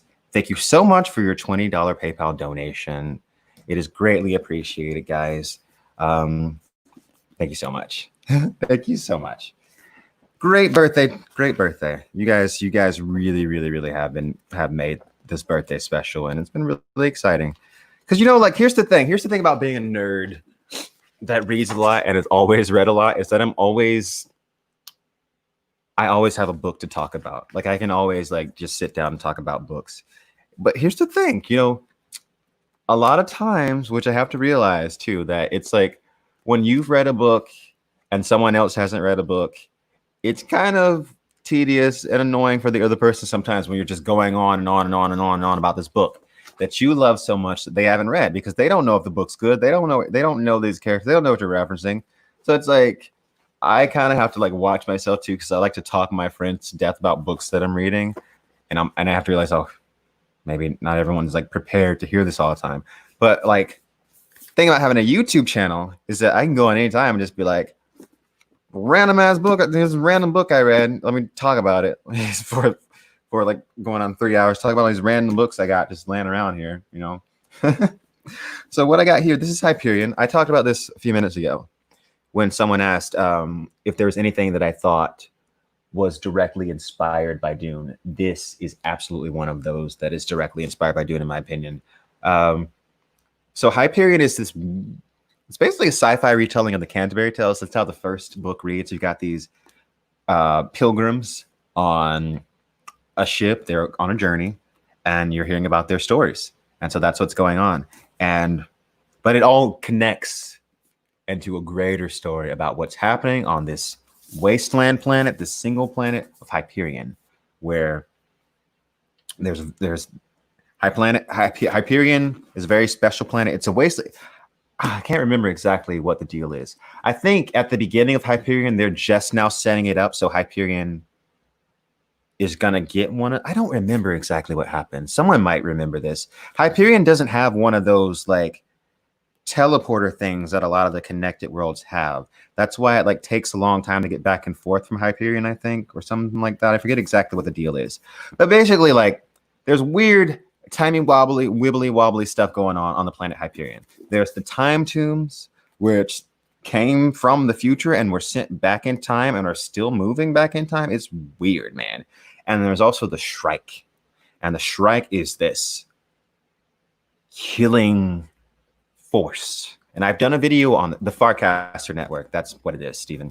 Yeah, so the Shrike is like this killing force that like you don't really know what the motivations and the goals of it are initially, and you kind of have to figure it out yourself. I did do a video on the Shrike, so you can check that out in the Hyperion playlist. There should be a link to the Hyperion playlist in the description of this. If they're not, there'll be one after the stream. But yeah, you can probably find it on my channel. But yeah, this creature it's there for a reason, and I know what that reason is, but I don't want to spoil it if you don't want to know exactly what the reason is. But it's there to kind of to draw out a certain aspect of humankind's like collected unconsciousness, basically, and to kind of like nip it in the butt so that it can't be threatened in the future. That's what it's trying to do. And it was created it's so, I love the fact that it's timey wibbly wobbly, because like its origins even are like hinted at being kind of like variable, right? Because it was sent back from the future, but depending on what happens in the past, how it was created could be different. That is so weird, right? Is that not like the, and that's why I like too, I mentioned Dark. Dark plays with this idea of like the past influencing the future a bunch, which I think is super neato. Super neato. All right, guys. So we're going to stream for like 10, 15 more minutes. And then I've got to get going. I've covered most of the books that I just have laying around. I can show you like kind of the pile of them on the couch in just a second. There's just like I'm just surrounded in books. You can kind of see it over there. Like, look, big pile. Some of them there. There's more like all over the place here. Got books on, because I don't have my bookshelves. Look, actually, I tried to take some of my bookshelves, and a lot of my bookshelves just crumbled because a lot of them were like kind of cheaper. But yeah. Oh, the green screen's messing up. It wasn't a real bookshelf. No, now they know the terrible secret. You guys know my terrible secret that it wasn't a real bookshelf now. Some more graphic novels over here. I need to read these two. I have not read them. Outcast. Really cool one. Guy cast out demons, but there's something deeper to it. I think there was a show made about it. Here's my Necronomicon that I made like 10 years ago or something. It's got all these.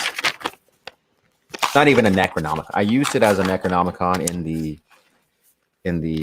Lovecraft video that I did not too long ago, but it's like a spell book that I made that I use sometimes. It has a bunch of rituals in it. Also a bunch of blank pages too, because I want to like fill it in over the course of my life and then like leave it in my attic and my kids will find it and think that I was really weird or like a practitioner of witchcraft or something, which I am, you know. Here's one of my Lovecraft books. That's just a bunch of short stories. You guys know I love Lovecraft. Here's a beautiful copy that I found. I think Barnes and Noble. Bunch of Lovecraft short stories in this one. And by the way, guys, we got, oh God, I have to show you this. I got to go show you this one. I'll be right back, guys. Since we're talking about Lovecraft.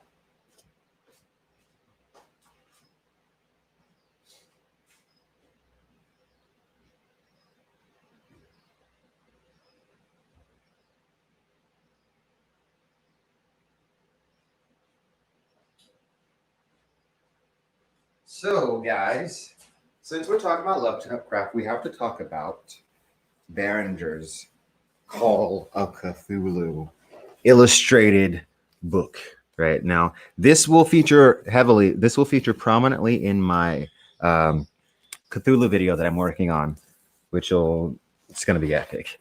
So this book is the short story Cthulhu, but every single page is a full color illustration, and it is highly detailed. Oh, it is just like, Behringer, you outdid yourself. Every single page. Can you imagine? Look at that. That's the cult scene in the woods. Can you imagine how that brings this story to life? If you don't have this, get it before it becomes. I think there's only a limited amount of these books, but if you don't have it, get it. But they could probably print more. There's Cthulhu Asleep.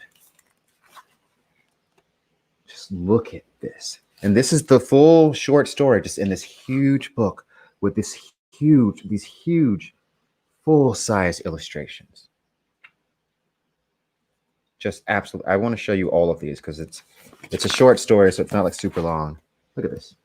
You've got the guy discovering all the news clippings that his uncle had about Cthulhu. Oh, you got the guys on the ocean. Foreboding things happening. Oh my God, it's so good. This art.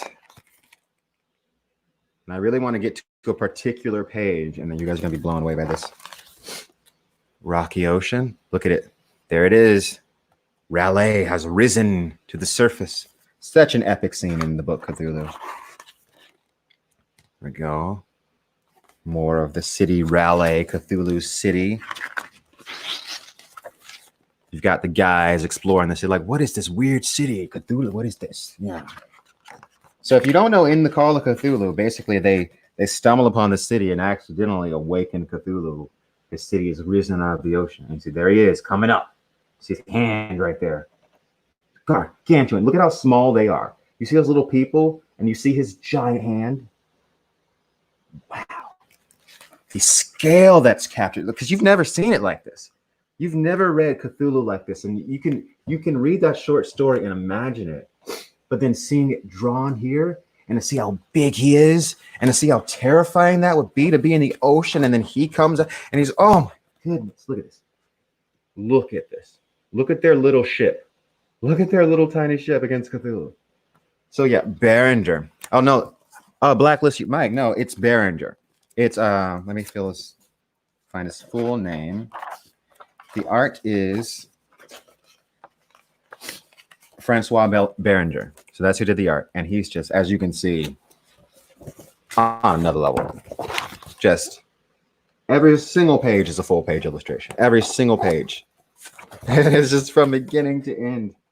Man, can you imagine? That is such talent. And like, you take this one of Lovecraft's scariest stories, like the quintessential Lovecraft story, Call of Cthulhu, which is just like, it has every element that Lovecraft is known for, like the madness, the unspeakable eldritch horror, the piecing together of like bits of information, like the secret cult. It has all of it in there in one little story with these illustrations by Berenger. It's just, this is the way you read Cthulhu. If you want to read Cthulhu and like you don't want to like, and you've been like holding back on Lovecraft, get this.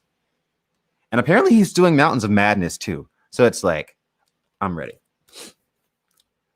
Some people talking about Lovecraft being racist. Look, Lovecraft is dead, man. I'm not. So that's the way I see it. Look, the guy was pretty xenophobic, but I've read enough of his stories to know that it's not necessarily racism as much as it is xenophobia and him just being afraid of everyone and immigrants and everybody.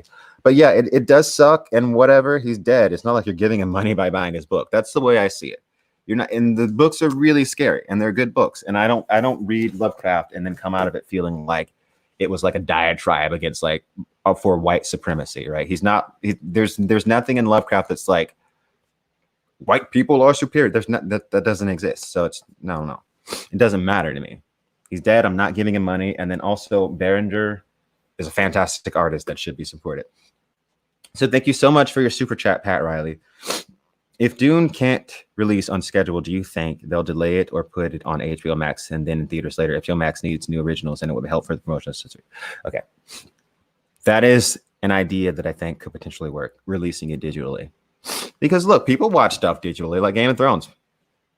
How many people watch Game of Thrones? Millions and millions of people watch Game of Thrones in their living room. So Netflix understands this. They release movies all the time that people watch in their living rooms.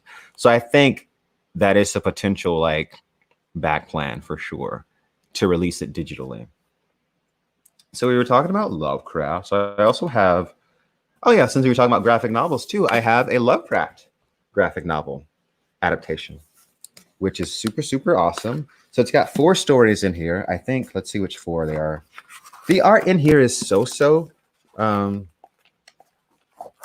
It's cool. It's not like groundbreaking, amazing, like some of the art I've shown you on the stream.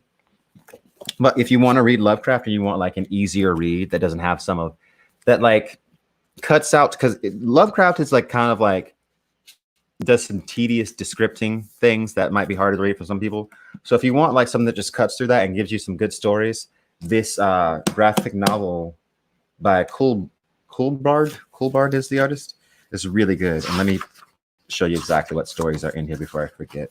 So yeah, there's, I think Dream Quest for Kadath is one of them. Yeah, so there's Dream Quest for Unknown Kadath. There's The Case of Charles Dexter Ward. There's At the Mountains of Madness, which I just did a video on. That's been turned into a graphic novel. And then there's A Shadow Out of Time, which is also a really good one.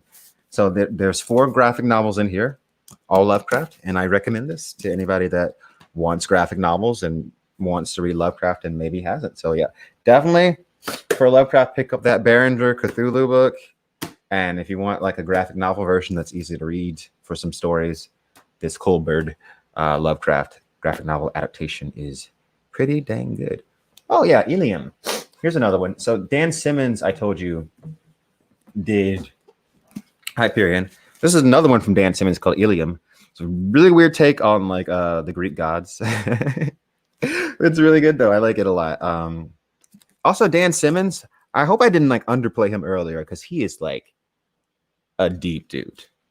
Like Hyperion is the name Hyperion is a reference to a poem by a famous poet who I'm blanking on now. But in the book, there is a guy that's like basically a Gola, a cybernetic kind of like living machine type thing, basically a Gola of this guy. I can't remember the name of him. Who is it? Who wrote Hyperion? But yeah, not the book Hyperion, Dan Simmons. Who wrote the poem Hyperion? Who was that? Someone has to know in the comment. But yeah, Hyperion and then Endymion. Hyperion and then the Fall of Hyperion is what are the books you should read, I think, in that series because like Endymion and then like the other one, it's just like, I don't know. Those are good, but they get like really kind of abstract and out there. So I feel like as far as like Hyperion, like the first two are just like, if you want just like that good sci-fi story, those are the first. Those are the two you read. All right, guys. All right. Oh, Trini Girl, super chat. Don't want to miss it. Thank you so much for super chat. Happy 26 Quinn, my Siraya, who also loves to read novels, celebrates her 12th today. A very special 31st May 2020. I am bubbling over excitement to have her experience her upcoming graphic novel, Tadia. Well, thank you so much for all the support throughout the years, Trini Girl, my top patron. You were just like absolutely amazing. Thank you so much. Thank you so much for everything. And thanks everyone for coming on here and joining me. Thanks for all the gifts on PayPal. Freaking amazing. Thanks for all the super chats. Thanks for everyone that signed up to be like a YouTube member. Like you guys are phenomenal. And like really, you've made my birthday great. I don't know what I was gonna do today. If I wasn't gonna stream, I'm just gonna sit around and pretty much, I guess, screw off more than I usually screw off. But thanks everyone for coming on, joining me, and listening to me ramble about all my books, all these books, which is really just some of my books. A very small portion of all my books. So they're on the couch, and I'm literally I should do like a camera pan around type deal. Some books over there, books over there, books behind the computer, books over there, books everywhere, books here, books everywhere. Okay. All right, guys.